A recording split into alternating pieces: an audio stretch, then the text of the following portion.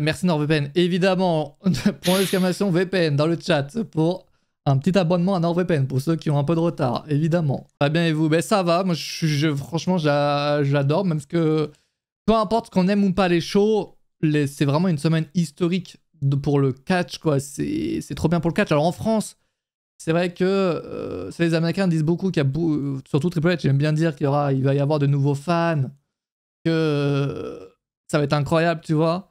En France, je ne sais pas à quel point ça sera vraiment comme ça. Est-ce qu'il y aura vraiment beaucoup de nouveaux fans en France? Je ne sais pas, vu que donc on peut pas regarder ça sur Netflix sans VPN. Quand ce sera sans VPN, la réponse va être oui. Oui, ça va être oui, mais en attendant, en tout cas, je ne sais pas. Après, bon, il y a des gens qui en parlent. Moi, je sais que par exemple, mes parents m'en ont parlé, le fait que ce soit sur Netflix, alors qu'ils ne suivent pas du tout la WWE. Ils sont pro AEW. C'est pas qu'est-ce qui est plus surprenant entre tes parents le sachent ou que tu parles à tes parents, je sais pas. Ah, ça c'est. Grâce à la Netflix, oui. j'ai commencé à regarder NXT. Bah ouais, bah pareil, mec. Hier, regarder NXT avec Christophe Ajus et Nadir Mohamedi, et c'est un pur régal. Un pur régal. Est-ce qu'on sait leurs heures de sommeil? Est-ce que c'est possible des DM? On en parlera plus tard, mais c'est vrai que ça va pas durer longtemps, je pense. Voilà, je vous le dis, et je vous expliquerai pourquoi ce sera le fil rouge de ce live. Que pensez-vous du fait que le Tribal Combat soit en opener? J'ai trouvé que c'était une très très bonne décision, étant donné que c'est la storyline de la Bloodline et la storyline grand public depuis 2024. 2024, qu'est-ce que je raconte? Depuis 2020. Et donc, quoi de mieux que pour ouvrir un Raw où regardé par peut-être, je ne sais pas, on n'a pas les chiffres, je vais sortir ça tout droit de mon cul, regardé par 90-95% des gens qui ne connaissent rien au catch ou qui avaient regardé le catch il y a 10 ans. Donc il fallait un combat mainstream qui parle à beaucoup de personnes. Et grâce à ce match-là en opener, tu ouvres également avec The Rock. Donc cet épisode de Raw là, on va en parler, mais c'était encore une fois, moi je m'attendais pas à ce que ce soit les meilleurs matchs de catch de l'histoire de l'humanité. Franchement, j'étais pas déçu par rapport à la qualité des matchs parce que je m'attendais pas forcément à plus. Je m'attendais pas à des 5 étoiles ou quoi. Non, là l'objectif était clair pour la WWE. C'était une vitrine. Montrer à des personnes qui ne connaissent pas le catch ou qui avaient regardé il y a 5, 10, 15, 20 ans, voilà ce qu'on fait aujourd'hui. Voilà ce que c'est la WWE de nos jours. Donc il y a eu 62 minutes de catch genre de ouais, mais ça me surprend pas des masses. Et 62 minutes de catch, en vrai, c'est vrai qu'il y a beaucoup de gens qui disent, je crois qu'il y a genre 4, il y a eu 4 matchs, c'est ça? 5? 4-5? Alors t'as eu comme Roman Reigns sur le Sikoa, Rhea Ripley, Morgan, CM Punk, Seth Rollins, Jey Uso, Drew McIntyre, et je crois que c'est tout. Donc 4 matchs. Il y a beaucoup de gens qui disent ouais, 4 matchs dans 3 heures d'Euro, c'est peu. Mais encore une fois, moi ça me dérange pas parce qu'à côté, t'as John Cena qui va faire une promo, t'as The Rock qui va prendre du temps également, t'as Triple H au début, bref. Et les matchs, t'en as aucun qui dure moins de 10 minutes également. Ça, c'était tous des longs matchs. Il y avait aussi des vidéos package pour présenter certains catcheurs. Quand on passe, par exemple, à Gunther, qui a eu sa vidéo package au lieu d'avoir un segment même pendant le show, donc il y a eu des vidéos package aussi. Là. Donc, franchement, la durée de catch m'a pas dérangé pendant ce rôle-là, qui est très particulier. Par contre, si dans 4 semaines, ça serait toujours le cas, oui, effectivement, ça sera dérangeant, tu vois. Ouais, ben même lundi prochain. Oui, même lundi prochain. Bah déjà, là, c'est bon, tu vois, ils annoncent un match de Chad Gable contre Penta, et ça va être incroyable. Le gars, il est comme, ok, tu vois, le revenu normal, il y a un match de Chad Gable. Tu vois, non, mais c'est un rôle normal, tu vois, il y a Sheamus contre Ludwig Kaiser, t'as la finale du tournoi, ça va être un rôle très intéressant en tant que fan, ça pour le coup. Très probable qu'il soit plus intéressant pour les fans que celui de cette semaine. Mais c'est tout à fait normal. La production de Netflix, c'est bien, je trouve. Alors, à quel point la production de Netflix a eu... Enfin, à quel point Netflix a été impliqué dans la production, moi, je me demande. Bon, c'est vrai qu'il y a eu des drones. Bon, les drones, je pense que c'était que pour cette semaine, honnêtement. Là-dessus, il n'y a pas de... Je pense pas que tu auras des drones dans toutes les arènes, sachant que tu as des arènes qui peuvent pas accueillir de drones. Bon, la qualité Full HD, ça va régaler pour ceux qui regardent en 4K. Attends, toi aussi, t'étais en 4K, du coup, Antoine. Ouais. Et toi, c'était vraiment incroyable. Ouais, ben beaucoup mieux que quand je le regarde habituellement parce qu'habituellement, le service télé que je possédais pour regarder les shows WWE n'était pas disponible sur PC en Full HD et en 4K. Tu l'avais au moins en 1080p. C'était pas du full 1080p. Tu sais, mais sur Netflix, c'est déjà beaucoup plus clair. Là. Et tu regardais sur Même, AB1 ou quoi? non, sur la chaîne de télé canadienne. Franchement, je pense que ce rôle est juste fait pour expliquer aux gens qui connaissent rien. Mais oui, effectivement. Mais après, encore une fois, l'objectif était de faire connaître la WWE auprès du grand public, mais en même temps, de régaler les fans. Et en même temps, tu peux pas dire que les fans n'ont pas été régalés. Seth Rollins contre CM Punk, c'était un match que tous les fans attendaient. Et zéro pub. Et c'est vrai, ça c'est insane par contre. Alors, attention. Oui et non. Oui et non. Alors, déjà, les pubs aux États-Unis, force à eux. Voilà, déjà, ça c'est une réalité. Ensuite. Parce que eux, ils n'avaient juste pour l'expliquer. Oui, comme si c'était à la télé, quoi. Exact. Pour eux, sur Netflix, il y avait des publicités. Et on est d'accord que pour eux, c'était pas si clair que ça il allait avoir des pubs comme ça, quand même, aux États-Unis. À moins que je sois passé à côté d'une info ou quoi, mais ils ont jamais dit qu'aux États-Unis. En même temps, c'est vrai que la pub, elle est pas incroyable s'ils le disent. Mais ils ont pas dit qu'aux États-Unis, il allait y avoir des pubs comme à la télé, quoi. Ça a toujours été un sujet flou, là. C'est comme le fait de quelle langue le choix allait être disponible. Ça a toujours été un sujet flou, ça aussi. Là. Ils sont vraiment. Ça, c'est Netflix qui est resté flou là-dessus. Parce que ça, c'est pas la WWE qui est responsable des choix de langue ou des publicités. Ça, c'est Netflix. Là, totalement raison. Donc, aux États-Unis, force eux, ce sont des pubs comme à la télé, comme d'habitude. Mais par contre, à l'international, donc on va parler du Canada, on va parler du Royaume-Uni et tous les autres pays qui ont diffusé la WWE, enfin qui diffusent la WWE sur Netflix, aucune pub. En revanche, pour eux, t'as quand même un écran noir qui pète les couilles. Donc ça, j'espère que ce sera vite réglé.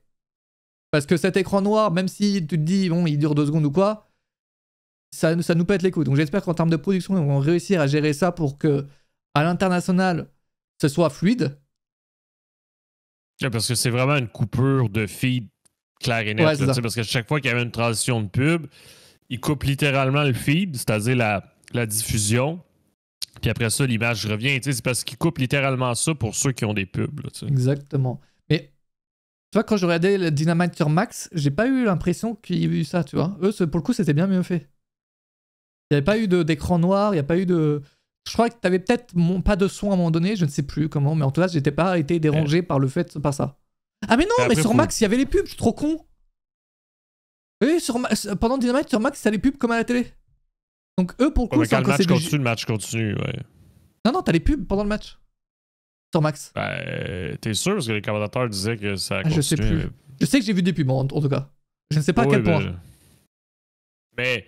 Moi, je suis plus sûr de ça. Après, faut pas oublier que c'était le premier show. Je pense qu'il y a des trucs plus importants à gérer. Oui, c'est des petits détails, ça, en vrai de vrai. Qu'un écran noir pour détails. Souligner le début d'une publicité. Là. Donc ça, c'était pour eux. Pour NXT, alors ça, par contre, c'est un peu affreux. Alors, c'est très différent, du coup, NXT et SmackDown, parce qu'aux États-Unis, c'est toujours diffusé à la télé. Donc, ça change pas. Toujours des pubs pendant les matchs, etc. Bref. En revanche, attends, il y a un mec de la WWE qui avait quand même dit aucune coupure publicité. Oui, non, mais ça c'est dommage, là, parce qu'au pire, dans le pire des cas, là, quand il y a un match, là, au pire, il pourrait laisser le match, mais sans commentaire, dans le pire des cas. Là. Tu vois ce que je veux dire? Mais quand il y a un match, il pourrait laisser le match. Là. Je suis totalement d'accord. Et puis même quand il se pas en match, qu'ils mettent un package vidéo au lieu de nous dire bon, on revient tout de suite. Ça, j'ai trouvé ça un peu compliqué, NXT. J'ai regardé NXT en rediff. Ah, c'est la question que je me demandais, genre Deno. Ça, j'ai pas regardé, j'ai pas vérifié. Si tu regardes NXT là, sur Netflix, aujourd'hui, est-ce que t'as des coupures pub ou pas? Non? C'est sûr que non, je peux parce aller voir en que j'ai regardé, ça coupe et ça revient. Ok, donc t'as pas les coupures. Parce que pendant le live, donc ça te disait juste on revient tout de suite et t'avais, ça par contre c'était trop bien, un petit compteur qui te disait dans 3 minutes la pub est finie, quoi. Donc ça par contre c'était incroyable. Mais, ouais, ok. Incroyable. Parce que j'ai regardé Raw en rediff mardi pour voir un peu s'il y avait des choses. Et pour le coup, c'est vraiment la diffusion live sans montage. Donc pour ça que pour NXT, j'ai voulu voir s'il y avait quelque chose par rapport à ça. T'as une réponse, Antoine? C'est ça, je viens de mettre un segment pub. Donc, allô? Ça bug un peu. Là. Ouais, il a un PC de merde. Salut Nolan. Faut que les US suppriment les pubs, les gens baissent les bras à force de pubs. Ouais, c'est ça, mais quand t'as une pub, ça coupe, puis ça revient après la pub. Ok, nickel. Nickel alors. Si en rediff, il n'y a pas ça, c'est nickel. Donc effectivement, pour NXT, je ne sais pas si c'est pour la première et que ça va être mieux fait les prochaines fois, mais c'est vrai que j'ai trouvé ça dommage que pendant les pubs, il n'y ait vraiment rien, quoi. Il y a juste un truc en mode on revient et voilà. Parce que ça me croit pas. Oui, effectivement, tu dis beaucoup de conneries, donc je préfère. Parce que je suis très visuel aussi, mais je voulais le voir pour bien comprendre. Oui, mais moi aussi, après le live, je vais vérifier même, tu vois. mais oui, mais moi, tu sais, comme l'écran noir, j'ai confiance qu'ils pourraient le corriger parce que c'est 100% Netflix. Mais pour NXT et SmackDown, j'ai l'impression que ça pourrait être comme ça tout le temps. Puis, oui, aussi, il faut. Puis ça changerait rien. Également. Mais c'est vrai que, genre, par exemple, je sais pas, imagine, je sais pas, t'habites au Canada tranquille et tu sais pas que c'est un produit des États-Unis, tu sais, tu découvres un peu ce que c'est. Et là, genre, c'est juste à ça en plein match, en mode, bah pourquoi on a ça sur Netflix, tu vois. Alors, à quoi ça non, je sais, mais ça, surtout en plein match, tu sais, ça demande rien du tout de laisser l'image avec juste le son de la salle. Ça demande rien du tout pendant les matchs. À voir si ça va être modifié. Encore une fois, on est semaine 1. Donc, dans 4 semaines, évidemment, les petits détails comme ça pourront être mieux gérés, peut-être, je ne sais pas. J'ai pas encore vu NXT, vous pouvez regarder mon avant-dernier message, c'est où que j'ai. Perso, je suis époque non NT1, j'ai poursuivi sur AB1, j'ai pris un VPN il y a longtemps et mardi matin, je me suis mis tranquille. Époque non NT1, t'es quelle époque du coup? Donc il y a des gens qui ont arrêté de regarder le catch là grâce à Netflix VPN quand même qui s'y remettent quand même. Il y a quand même un petit mouvement. Quand même. Ça c'est vrai que je me demandais pour AB1, alors est-ce qu'il y a des... Je pense pas, mais est-ce qu'il y a des gens qui regardaient sur AB1 qui vont arrêter de regarder sur AB1 pour regarder sur Netflix avec VPN?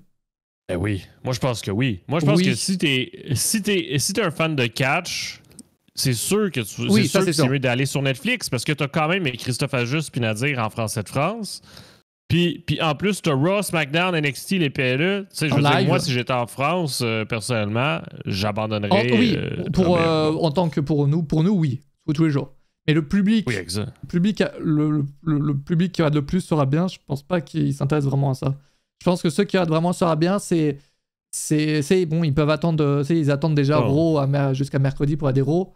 Je pense qu'ils sont vraiment, c'est pas qu'ils s'en foutent du catch, mais c'est-à-dire qu'ils regardent ça le mercredi, ça leur dérange pas d'attendre 2 jours. C'est sûr. Et puis, c'est sûr, mais s'ils se rendent compte, le mercredi, là, ils voient des logos Netflix partout pendant Raw. Là. Ça, c'est vrai que j'ai hâte de voir ça. Peut-être genre qui vont sortir leur téléphone puis googler pourquoi Raw est sur Netflix. Puis là, peut-être, bon. T'es intéressé un peu plus. Oui, parce que personnellement, c'est juste plus positif pour tout fan français de catch de pouvoir tout regarder tous les mêmes shows en français sur la même plateforme. Effectivement, même si du coup, bon, j'ai pas arrêté je l'avais pas dit en live, je crois, mais je l'avais dit en privé Antoine et bon, j'ai eu faux. Je pensais vraiment que Shero et Ajus allaient commenter sur Netflix. Non. J'y croyais réellement, les gars, je vais pas vous mentir. En fait, je trouve ça trop bizarre que sur une vidéo WWE qui a été publiée sur Netflix, qu'on entende Philippe Shero et Ajus. Là, pour le coup, ça reste encore un mystère pour moi. Pourquoi on entendrait Philippe Shero sur Netflix dans une vidéo pour promouvoir la WWE sur Netflix si c'est pas lui? Ça reste un mystère. J'espère qu'on le saura. Mais c'est vrai que je m'attendais à ce que Philippe Shero et Christophe Ajus commentent sur Netflix, qu'il y ait un deal qu'on ne connaisse pas, je ne sais pas, avec Netflix, AB1. Et c'est vrai que ouais, il est en contrat pour l'instant, mais non, mais peut-être après la fin d'OB, tu sais, on ne sait pas. Oui, mais en même temps, est-ce qu'il s'intéresse réellement à commenter le catch à commenter que le catch? Je pense qu'il s'intéresse plus à rester chez Media One tranquillement. Et puis voilà. Bref, ça c'est... De toute façon, on saura dans 2026. Oui, c'est ça. Puis pour ceux qui se posent des questions et qui ont le même accent que moi, là, la version avec Pat Laprade... on peut rigoler 3 secondes. Attends, laisse-moi juste expliquer le contexte, s'il te plaît. Non, mais... Parce que... Non, mais toi, t'allais balancer l'info comme ça. Moi, laisse-moi juste... Parce qu'il faut que tout le monde rigole. Il faut que tout le chat rigole. Je veux voir des luls à foison. À gogo dans le chat. Alors... Non, je peux... Non, tu peux pas. Non, mais... Écoutez-moi bien le chat. J'ai envie de le dire. On s'en fout de l'histoire. Je vais ajouter pour ceux qui se posent la question comment ils peuvent le regarder. En gros, sur Netflix, je crois qu'il y a genre 18 langues différentes pour la WWE. Incroyable. Donc déjà, ils pensent à tout le monde. Dont Christophe Ajus et Nadir Mohamedi, donc qui commentent en français. Sauf que, alors qu'on pourrait croire, par exemple, qu'ils proposent une voix, une option, donc une VF pour le Canada, pour les autres pays en francophones qui peuvent voir la WWE sur Netflix. Il y a également une VFQ avec Pat Laprade et Kevin Raphaël sur Netflix.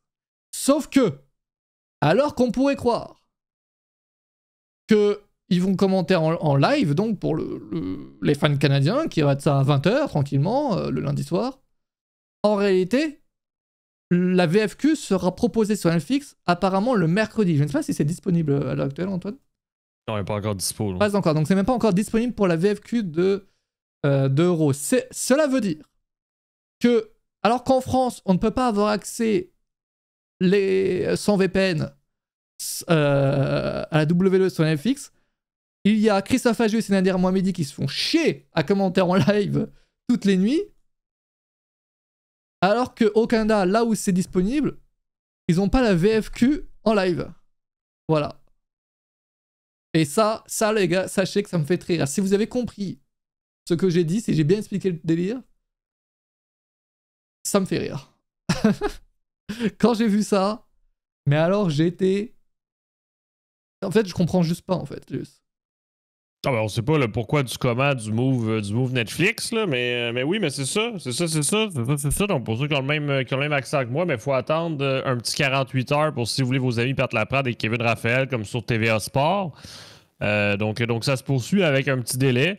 Mais oui, mais tu sais, mais comme dit Flo, histoire de contrat, tu sais, faut pas oublier que théoriquement, ben, c'est Christophe Ajus et Nadir qui sont signés WWE. Oui, faut pas l'oublier. Ouais, c'est vrai. Il faut pas l'oublier, à comparer que Kevin Raphaël puis Pat Laprade, c'est deux personnes qui sont pas si WWE qu'il faut qu'ils payent en plus, je présume. Je sais pas, hein, mais... Ouais, peut-être. Mais en tout cas, c'est vrai que vu comme ça, c'est quand même assez cocasse. Salut Stig. Salut Ayem également. Et non, mais c'est vrai qu'après, c'est vrai que tant qu'on peut parler de ça, allons-y. Beaucoup de personnes, c'est vrai que se demandent pourquoi Christophe Ajus et Nadir Mohamedi se commentent sur Netflix alors qu'on n'y a pas accès en France. C'est vrai que vu comme ça, ça paraît quand même très illogique. Mais en réalité, et je vous le dis, c'est en réalité très logique, c'est très, très facile à comprendre. Tout simplement pourquoi ? Parce que Netflix va récupérer la WWE en France 2026-2027, un truc du genre. Et que comme ça, au moins, l'année 2024, quand ce sera disponible en France en VPN, tu pourras y avoir accès en VF également. Là, l'idée, c'est quoi ? C'est que Netflix a les droits de la WWE. Eux, ils veulent juste le plus de langues que possible. Et bon, en France, il y a Christophe Ajus et Nadir qui sont payés par la WWE. Let's go, en fait, juste. Donc, effectivement, ça paraît un peu con que ce soit pas disponible. Mais après, c'est vrai que tu as d'autres pays francophones. Bon, le Canada, même si du coup, ils ont leurs propres commentateurs. Mais il y a des pays africains. Est-ce qu'il y a d'autres pays francophones ? Je ne sais pas. Mais il faut pas oublier aussi qu'il y a des francophones partout aussi à travers le monde, mais établis ailleurs. Mais Netflix, c'est ça qui s'éboussit. Si exemple, je parle français de base, puis j'ai déménagé aux États-Unis pour X ou Y raison, pour un boulot ou autre, ben, je peux quand même, si je veux, me lancer Raw en français, mais dans ma langue natale. Il ne faut pas l'oublier qu'il y a ce facteur-là aussi, mais que Netflix recherche souvent, que ce soit dans toutes leurs séries ou films. Belgique, c'est pas dispo, justement, aussi. Pareil que la France. Mais en tout cas, c'est vrai que ce soit fait exprès ou pas, il est vrai que ça pousse au VPN quand même. Ça part. Merci Momo la fritas pour le 50e mois. C'est vrai que tout de suite, tu vois, s'il n'était pas convaincu de prendre un VPN pour aider la WWE sur Netflix, avec la VF en live chaque semaine, c'est vrai que maintenant, j'ai plus envie, tu vois. Si toutefois, j'étais pas convaincu. Mais du coup, c'est vrai que donc Christophe Ajus et Nadir qui vont commenter en live chaque semaine, ça me paraît énorme d'un point de vue, je vous le dis, même moi, juste en tant que viewer, de base, ça me fait chier de regarder 3 heures de 2h à 5h Raw, de 2h à 4h NXT, de 2h à 5h maintenant pour SmackDown chaque semaine. Là, pour commenter, surtout pour Christophe Ajus qui va devoir recommenter sur AB1 les mêmes shows en entier, c'est un taf monstrueux et franchement, respect à Christophe Ajus parce que c'est... Moi-même, si on me propose 10 000 € par jour pour le faire, j'accepte pas, je pense. Hein. Franchement, ouais, j'abuse un peu. Mais j'abuse un tout petit peu. Non, mais il faut vraiment être fan, quoi. C'est-à-dire qu'en plus, le gars, oui, certes, il a déjà commenté 2 fois les mêmes shows et tout, mais c'était à l'époque sur la chaîne L'équipe, c'était 45 minutes par show, par en entier. Et en plus, ça sera bien, à l'époque, c'était 2 heures, c'était 1h30 d'euros par en entier également, ça sera bien. Là, il va commenter 2 fois le même show en entier. Franchement, si dans un mois, il n'y a pas un burn-out, respect. Respect total. Non, mais souhaite pas des choses de la sorte. Ah non, mais respect, je dis respect. Mais le gars, là, il adore faire ça, c'est le boss des commentaires. Il va encore montrer qui c'est qui est incroyable à faire dans ça.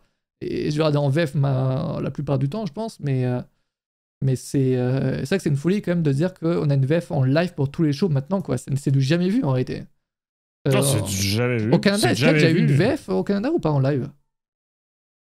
Ben oui, mais ça fait. En live, je ne sais pas, mais ça fait très, très, très, très longtemps. Des shows en entier de Raw, que ce soit SmackDown ou NXT, ça fait très, très longtemps, là, parce que le Raw sur TVA Sport au Québec, c'était une version abrégée.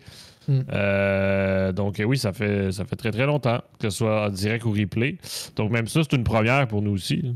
Non, franchement, ça va. À part, évidemment, on parle pas des PLE, évidemment, qui sont commentés en VF, même à l'époque, avec Jean Brassard et Monjo.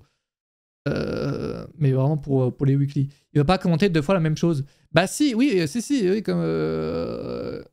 Attendez, Christophe enchaîne les shows pour Netflix, ça va bien.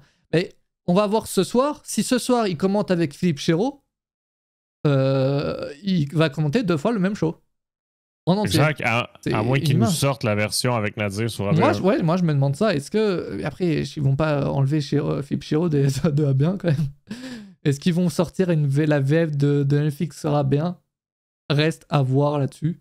Il va le faire une fois et après, c'est la boîte. Mais ça fonctionne pas comme ça parce que il y a toute une histoire de contrat, de Media One qui veut quand même garder l'audio, de Philippe Chéreau qui est sous contrat avec Media One et pas la WWE. Bref, c'est un bordel. C'est compliqué en France. À distance, oui. Je crois que Nadir Mohamedi et Christophe Ajus sont à distance. Alors, j'ai essayé de regarder pour voir... Sur le WWE Network, il y avait un petit décalage entre les commentaires vu qu'ils commentent de chez eux et le rendu final, au final, le show, quoi. Bref, il y avait un décalage.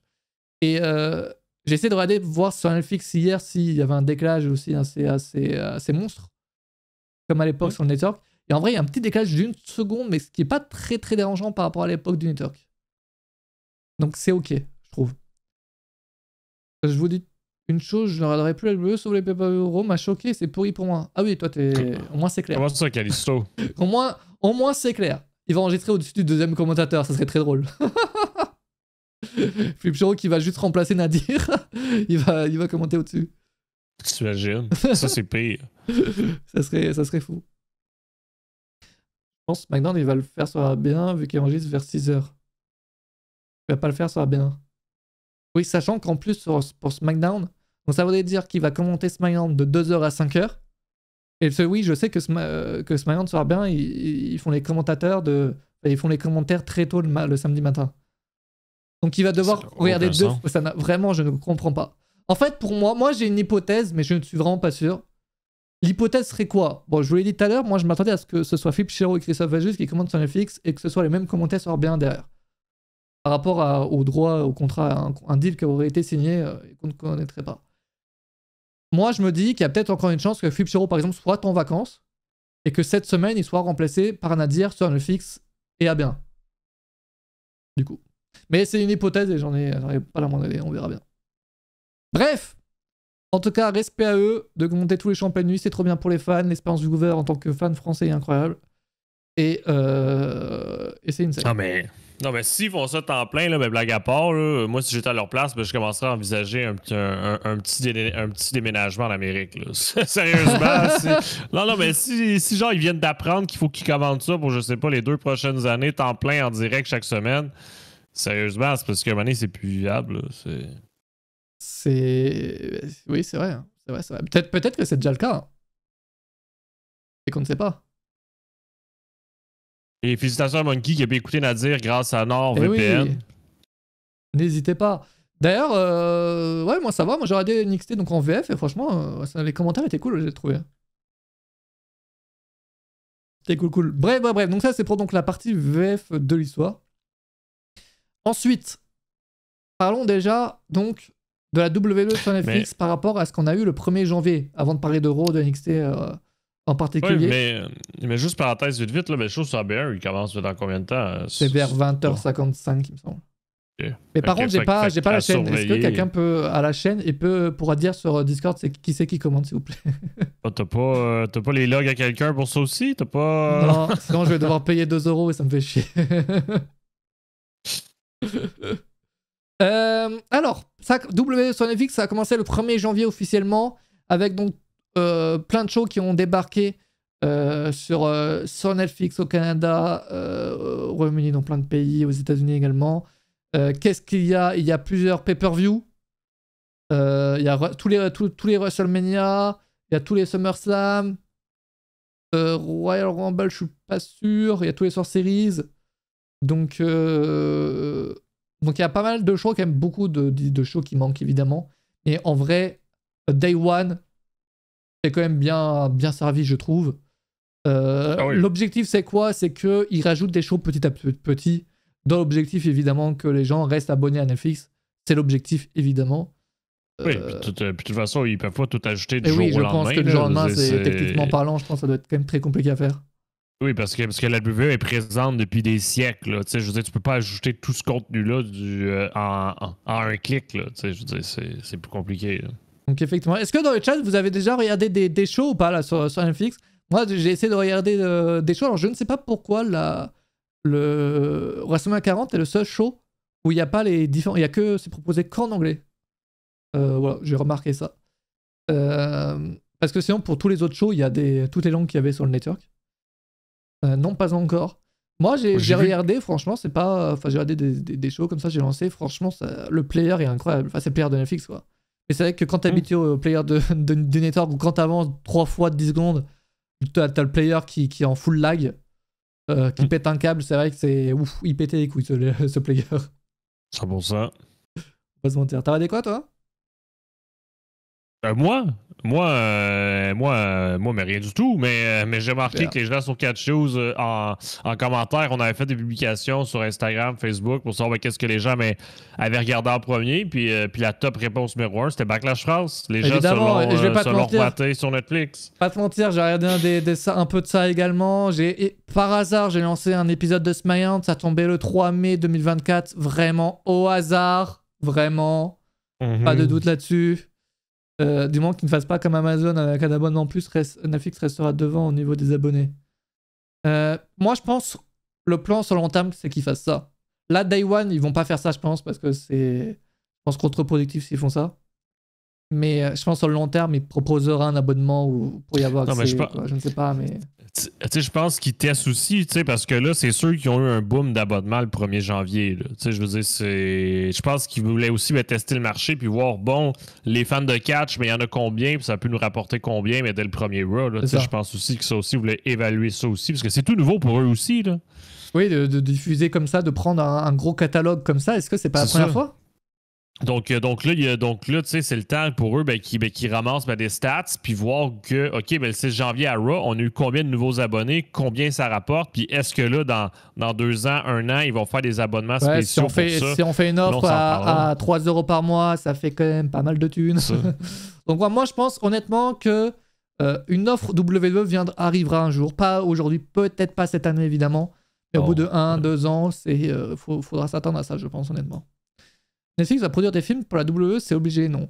Alors, faut savoir que tu auras par contre des catcheurs, des catcheuses dans des films. On a appris là récemment, c'est Becky Lynch qui aura un petit rôle dans... Ah, j'ai plus le nom du film, Antoine. Happy Gilmore. Oui, c'est ça. Où t'as également MJF d'ailleurs, ce qui est très drôle. Oui. mais Netflix va inviter plus souvent des catcheurs WWE pour des séries, des films. Ouais. Même chose, Netflix aussi, vous l'avez vu à Raw lundi, envoie aussi des acteurs de leur programme dans la foule pour être présentés pendant Raw pour que les gens regardent les séries ou sur Netflix. Là. Donc il y a du crossover là-dessus. Et c'est trop bien. Ça, pour le catch, c'est encore une fois, c'est insane. Hein, c'est un nouveau public qui va... Alors évidemment, tu vas avoir Becky Lynch 3 secondes dans un film, c'est pas ça qui va te faire devenir fan de catch.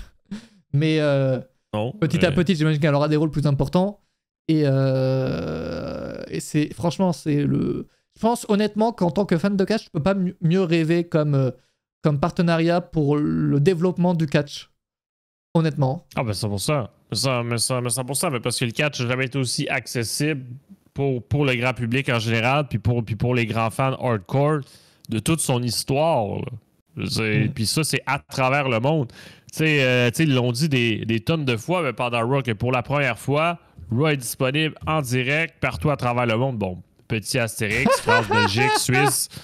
non, mais c'est vrai, là, mais petit Astérix, je veux dire, il y a certains pays qui ne l'est pas. Mais éventuellement, cette phrase-là va être 100% vraie. Puis peu importe, vous êtes où dans le monde, vous allez pouvoir vous connecter à votre compte Netflix sans VPN et avoir accès à tous les shows de WWE, ce qui est fou. Là.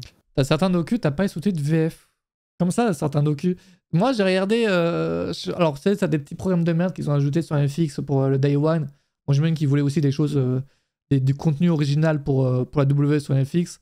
Donc, t'as WWE, les profils sur les superstars et les légendes. T'as une VF là-dessus. Et t'as également des sous-titres. Et pareil pour. J'ai vu, t'avais. Alors, j'ai pas encore regardé, mais je crois que t'as Road to WrestleMania. Et ça, t'as des sous-titres en français pour le coup. Ouais, puis il faut pas oublier qu'il va y avoir les documentaires spéciaux Netflix, WWE qui vont arriver aussi. Ça aussi, ça va être trop bien. Quand il y aura des documentaires WWE sur Netflix, il y aura des sous-titres en français, hein, et dans toutes les langues.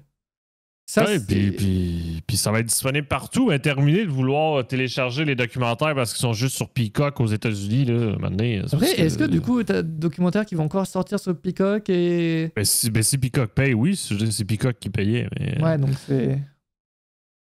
Mais du coup, ouais, et donc, oui, bon, alors les profils que je vous parlais tout à l'heure, là, c'est pas incroyable à regarder, hein, on va pas se mentir, j'ai regardé quand même, bon, ça dure entre 3 et 6 minutes par épisode, et en gros, pour ceux qui n'ont pas regardé, t'as un épisode, par exemple, je sais pas, sur AJ Styles, ils vont te montrer de belles images sur AJ Styles, avec des...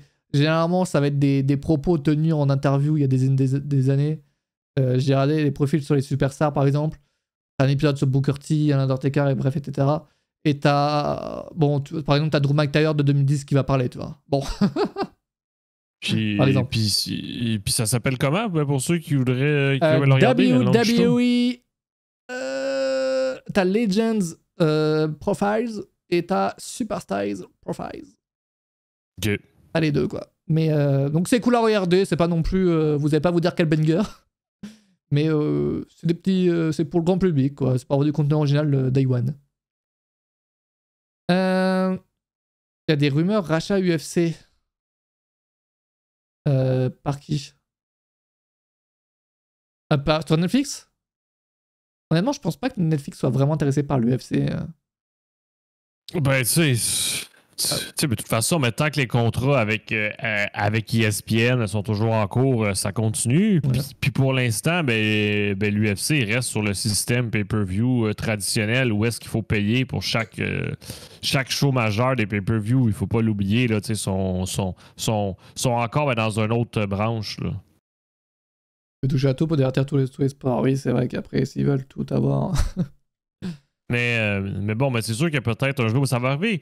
Il faut pas oublier que la WWE est le premier test Netflix d'un sport / divertissement diffusé en temps plein en direct. Là. C'est la première fois. Là. Donc c'est le premier test qu'ils font. Là.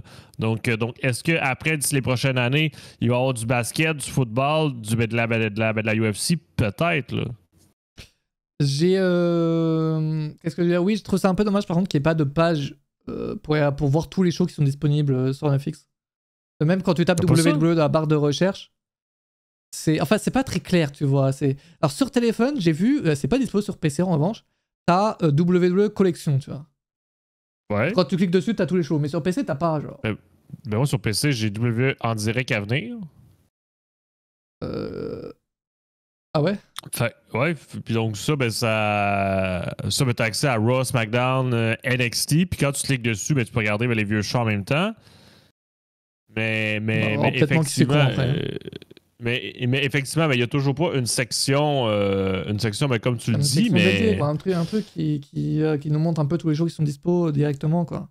Mais encore une fois, ben, c'est nouveau. Là, il faut qu'ils classent ça. Là, comme moi, perso, j'ai mis tous les shows dans ma liste, puis ils sont tous là. Là. Donc ça En même aussi, temps, vous pouvez vous faire votre propre menu personnel. Là. Et d'ailleurs, les icônes de profil sont disponibles. C'est ce que j'allais dire, justement. Oui. Avec Ray Play, CM Punk, Remy Solly, Morgan, Black Abel, Cody Rhodes, John Cena, Roman Reigns. Alors, j'ai testé un truc. C'est que du coup, en VPN... Tu l'as mis avec un VPN, sans VPN. Est-ce que ça reste? Vas-y. Voilà, c'est ça le problème. C'est qu'avec VPN, évidemment, tu peux changer. Tant que tu restes dans un pays où la WWE, ça marche, si tu retournes en France, tu perds l'icône. Malheureusement. Dommage. Dommage, mais ça existe. Mais oui, mais ils ont mis les icônes quelques minutes avant le début de Monday Night Raw le 6 janvier par surprise. Moi, perso, je les attendais de pied ferme. J'étais comme, c'est quand ça va arriver, leur truc. Ouais, et puis c'est là. Pour ce qui est donc de Raw, premier Raw sur Netflix, ça a eu lieu lundi. Le lundi 6 janvier dans l'Intuit Dome. Pardon? L'Intuit Dome. Okay. J'ai fait un AVC là. Donc de Los Angeles, dans cette belle petite arène qui est toute nouvelle, qui avec l'écran en rond là, en cercle au-dessus de l'arène. Évidemment, ça fait pas partie de Raw sur Netflix, hein, ça disparaît dès la semaine prochaine évidemment. Ouais, aussi les lumières sur les sièges. Aussi. Bon, ça c'était pas non plus, bon c'était ok, mais je trouve qu'ils ont pas non plus fait un truc de ouf la WWE avec ça, je trouve. C'était beau sans plus. Ouais, bon, attends, mais qu'est-ce que tu veux faire? Ben, tu mets la lumière avec de la couleur selon les entrées et selon le moment. Je veux dire, tu peux pas non plus faire d'autres choses, à moins que je me trompe, je sais pas. Mais je veux dire, tu veux faire quoi de plus? C'est que ça... Rien de plus. Moi, un peu déçu par la scène, même si cette semaine, évidemment, ils ont pas forcément pu faire plus. J'attends de voir la semaine prochaine s'ils vont faire quelque chose de différent. Je veux je sais pas, un autre truc, un écran, quoi, merde. Moi, je veux pas. Je pense pas que c'est la scène finale non plus. Je veux pas comme les fans là, qui veulent une scène comme en 2002 où énorme et tout. Non. Moi, j'ai un petit truc différent, autre chose que des écrans. Des écrans, tu m'ajoutes un petit truc, un petit N sur la scène, c'est nickel ça. Et hop, message, ouais, nickel. Non, mais de la façon qui est faite, ben, on dirait que la semaine d'après, effectivement, quelqu'un qui va passer le rideau, ça va être un gros N. Après, peut-être que je me trompe, là, mais on verra. Là, donc, j'attends de voir la semaine prochaine, mais effectivement, la scène à voir. Même si là, pour cet épisode-là, voir les fans derrière, c'est un régal, évidemment. Le début du show était incroyable. Avec la vidéo projetée sur le rideau, là, sur le ring. La production est quand même très très folle là-dessus, rien à dire. Et puis la vidéo, elle est incroyable. Et c'est là où tu vois, hein, l'objectif, c'est pas de parler aux fans de catch, mais c'est d'expliquer. Ils ont quand même expliqué ce que c'est le catch, tu vois. Il faut pas s'attendre à avoir ensuite un show de catch pour les fans de catch. Ils ont expliqué ce que c'est le catch. Triple H qui nous souhaite la bienvenue. Ça, à ce moment-là, franchement, iconique, incroyable. Insane. Par contre, mais c'était super beau. Ouais. Par contre, The Rock. On a vu Dwayne Johnson. On n'a pas vu le final boss. Est-ce que le gars sera là au WrestleMania, quoi? Oui, non, on a vu The Rock, là, mais lui, il dit qu'il est rendu gentil. Je veux pas, pour ceux qui ont pas vu NXT, je veux pas tout spoiler, mais The Rock, il confirme. The Rock, il confirme, mais dans son discours à NXT, qu'il est rendu gentil. Hein. Qu'est-ce que vous en avez pensé, le chat du segment de The Rock? C'est vrai qu'on aurait pu s'attendre à... Moi, je m'attendais à voir le The Rock de l'année dernière, quoi. Merde, le final boss. Surtout qu'il vient avec son entrée comme ça, tu vois. Après, là, ouais, c'était le gars de TKO qui vient remercier Netflix, qui vient dire incroyable, ouais, l'arène la plus... c'est le show en arène le plus rentable via la billetterie de l'histoire de la WWE. John Cena aurait pu le dire, ça, les gars. John Cena aurait pu le dire. Non, mais moi aussi, mais je m'attendais à ce qu'on ait du concret, du teasing, une annonce quelconque, là, parce que après, on va en parler, là, mais tu sais, par le Tribal Combat, et par la suite aussi, c'était... ça l'a rien teasé, ça l'a rien présagé, là. Limite, là, t'as l'impression que The Rock, il va rien faire cette année à WrestleMania, là. Et puis oui, Cody Rhodes, en fait, le fait qu'il fasse un petit câlin, Cody Rhodes, et qu'ensuite ils font un live sur Insta où il parle tranquille, En fait, moi, ça m'aurait pas dérangé entre deux personnes qui ne s'apprécient pas, mais si The Rock n'était pas allé aussi loin avec Cody Rhodes l'année dernière. Là, quand tu te rappelles des segments de The Rock et Cody Rhodes l'année dernière, tu te dis, mais comment Cody Rhodes peut être une grosse pute et accepter un câlin de The Rock? Sérieusement. Et même The Rock, pourquoi il fait ça? Tu sais, je veux dire, Non, mais d'un point de vue de The Rock, tu sais, il peut rentrer dans sa tête, tu vois. En vrai, c'est ok de sa part. Mais c'est de la part de Cody Rhodes, pour vrai, il accepte ça alors que l'année dernière, il lui a fait vivre un enfer. Ça n'a aucun sens. Je sais. Et, effectivement, ça, point de vue, mais storyline, moi aussi, mais je comprends pas le segment, mais sinon, le segment, il était bien intéressant à écouter. Mais point de vue, mais storyline, effectivement, je le comprends pas. Non, mais hier, lors de l'Inksay, il a vraiment fait la promo all time, il était en roue libre. Non, mais la promo de The Rock, hier, vous l'avez pas vu, elle est nulle à chier. J'ai jamais vu une promo aussi nulle à chier qu'hier, hein, concrètement. The Rock hier, et écoutez-moi bien, The Rock hier, le gars, il fait quoi? Déjà, segment, mais incroyable, avec sa fille où il vient à Inksay, il fait bon, bah alors qu'est-ce que je vais dire? Ça, mais le truc qui n'a vraiment aucun sens. Et puis là, sa fille lui offre des conseils de comment faire des promos, ce qui est un peu farfelu. Bon, okay. Oui, ça n'a aucun sens, ce genre, vraiment. Et après, il a 10 minutes pour parler de segment, il fait bon, alors qu'est-ce que je vais dire? J'ai 10 minutes pour parler. Et pendant 10 minutes, le gars, il ne dit rien, il ne sait pas quoi dire. Et moi, j'en ai marre juste d'entendre The Rock, il n'a jamais vu un show de NXT de sa vie, il vient nous dire ouais, l'ambiance à NXT, elle est incroyable, restez comme ça, c'est grâce à vous, c'est la foule ici, incroyable. Elle va te faire foutre, juste. Genre, moi, j'en ai marre, c'est bon, on entend ça depuis 10 ans, à un moment donné, c'est bon, non? Genre, la promo ne sert à rien du tout. Le gars est juste venu juste parce que ça fait partie du deal, rien de plus. Alors oui, la chaîne est très contente, CW Network est très content, hein, attention. Mais en tant que fan, putain, ça ne sert à rien, quoi. Il ne se passe rien, le gars est juste présent, il dit 50 000 insultes à la minute, et c'est tout.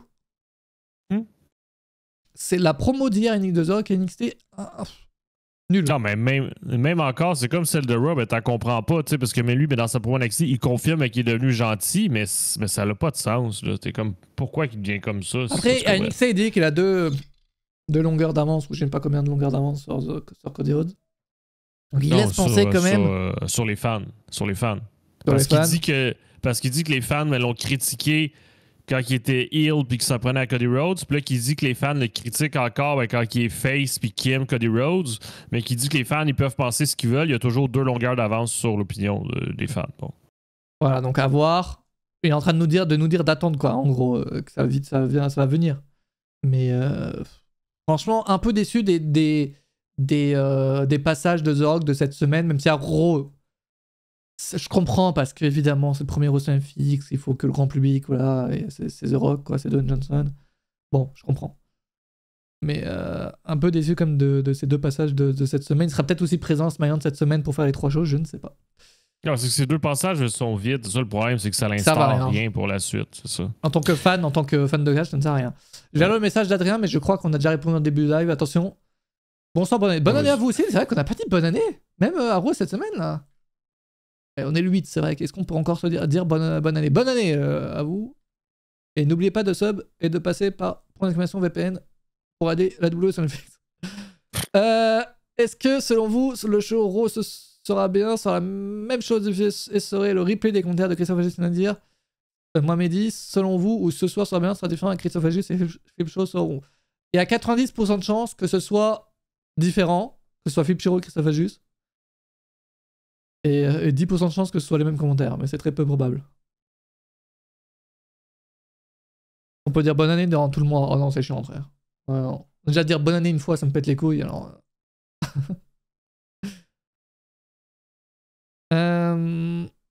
Moi, c'est vrai que la présence de The Rock à WrestleMania est quand même pas mal incertaine. Après, si on fait retour en arrière 2024, le 1er janvier 2024 à Raw, on était aussi en mode, bon, c'est pas très sûr qu'il soit à WrestleMania, quoi. Donc, il y avait teasé qu'il voulait être le chef de la table. Oui, quand même. Donc, il y avait quand même une idée. Là, c'est vrai qu'il n'y a rien qui est mis en place au final. Merci, Hello la team, c'est une bonne année à vous et surtout bonne santé. Évidemment, bonne année. Et c'est vrai que oui, au moins l'année dernière, ça a construit au moins quelque chose. Là, ça ne construit rien du tout. T'as raison. À part le câlin, mais je vois pas quoi. Il va faire équipe avec Cody Rhodes pour affronter Roman Reigns. Ça n'a aucun sens. Oui, ils vont faire C'est comme là, on peut enchaîner sur le Tribal Combat puis parler de la fin du match aussi. Là, oui, ça, avec donc The Rock qui remet le collier Ulafala à Roman Reigns. C'est vrai que moi, en voyant ça, Cody Rhodes qui fait équipe avec Roman Reigns à Bad Blood, Cody Rhodes qui fait un câlin à The Rock là, est-ce que quoi, on va se faire un match par équipe Cody Rhodes, The Rock, Roman Reigns contre qui? Contre la Bloodline 2.0. Let's go. Ah, ça t'a pas de sens. À tout moment, WWE, ils nous pondent une masterclass du soleil, ils nous chient dans le cerveau. On croit comme des pigeons, on ne sera pas prêt. Non, mais c'est sûr que ça reste WWE. Faut pas oublier que The Rock est dans le conseil d'administration de TKO, donc effectivement, il lui-même le sait que s'il participe à WrestleMania, évidemment, c'est très bon. Quoi, ouais. Donc, à voir. Mais c'est vrai que là, à date, ça reste assez fou. C'est sûr qu'ils peuvent faire n'importe quoi. On l'a vu, mais l'an passé, là, ils ont changé les plans 12 fois. On l'a vu. Là. Ça, c'est sûr qu'ils peuvent faire n'importe quoi. Yes. Mais c'est que le problème, c'est que là, ils ont vraiment ouvert la porte à rien. C'est ça qui me fait. C'est ça qui est dérangeant. Qui me fait en fait, moi, ce qui me dérange, c'est que. Et c'est aussi un autre moment dans le show, mais c'est que là, tu vois, c'est un show, le plus gros Raw de l'histoire sur papier, tu vois. En tout cas, l'un des plus gros. Je pense que c'est le plus gros, honnêtement. Bref. Et c'est le plus gros Raw de l'histoire sur papier. Et tu sais, qui marque la soirée, tu vois, qui a un énorme truc qui se passe. Pas qu'une présence. Qui utilise un gros truc, quoi. Là, il n'y a rien d'utiliser de gros, je trouve. Après, ce qui est bien dans le Tribal Combat, j'ai aimé, c'est que les interventions sont logiques. Avec donc Kevin Owens qui vient attaquer Roman Reigns, du coup Cody Rhodes qui vient à placer de la vérité entre les deux, ils vont s'affronter au Royal Rumble. T'as la Boudin qui vient intervenir. Ça oui. T'as Sami Zayn et Jimmy Uso qui interviennent pour aider Roman Reigns. Même si Roman Reigns n'intervient pas pour les aider dans les autres shows. Ça, c'était presque une présentation des storylines actuelles pour comprendre qui est en rivalité contre qui pour les nouveaux fans. C'était bien. Ça, c'était bien. C'est sûr, mais encore une fois, tu sais, pourquoi The Rock remet le collier à Roman Reigns comme si rien n'était? Après, ça, pour le coup, c'est logique. Alors, certes, Roman Reigns a face turn, oui, mais au niveau des personnages, c'est pas parce qu'il a face turn que directement il doit ne plus l'aimer. Il y a une suite par rapport au personnage qu'il faut que le personnage soit logique quand même. Et, en même temps, The Rock, il voulait pas le voir perdre. Mais ouais, mais en même temps, c'est la première apparition. Ça me dérange pas tant que ça en réalité. Vu que c'est la première apparition, il faut pas qu'il y ait un énorme changement dès la première soirée, tu vois. Pour le coup, ça, je trouve ça plutôt bien. Le fait qu'il n'y ait pas tout de suite une attaque ou une trahison directement.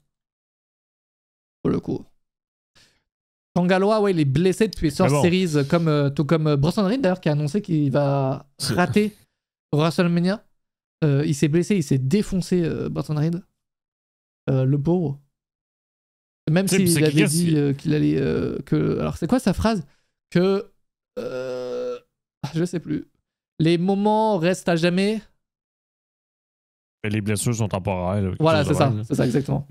Mais tu sais, je sais que j'en parle tout le temps, mais qu'est-ce qui me dérange là-dedans? Il faut pas oublier que The Rock a dit qu'il allait revenir pour Cody Rhodes, puis qu'il a laissé un fameux cadeau qu'on sait toujours pas c'est quoi dans ses mains. Un câlin. C'est un message, je t'aime. Quand je reviens, on se fait un petit câlin. Non, mais c'est pour ça que là, ils font la paix comme si rien n'était. Je comprends pas. C'est quoi? Il faut oublier tout ce segment-là? Et si on allait comprendre justement au cours des prochaines semaines, au cours des prochains mois, peut-être que tout sera logique. On veut tout savoir dès le début comme ça, mais attendons. Il y a 4 mois encore qui ne sait pas de WrestleMania au final. Je comprends, mais c'est que si t'as rivalité avec quelqu'un, mais dans la vie, au travail, etc., ben, tu vas pas après faire la paix comme ça n'était, puis le complimenter, puis faire un câlin. Ouais, je comprends pas. C'est du cinéma. Oui, on va tout comprendre au cours des prochaines semaines. Moi, en vrai de vrai, je reste assez optimiste parce que la storyline d'Abunan nous déçoit rarement. Au niveau de l'histoire racontée. Des choses illogiques parfois, il y a des choses qu'on ne comprend pas trop sur le moment. Mais c'est sûr. Généralement, c'est quand même écrit par des personnes compétentes. Et c'est clair que ça va être intéressant à regarder.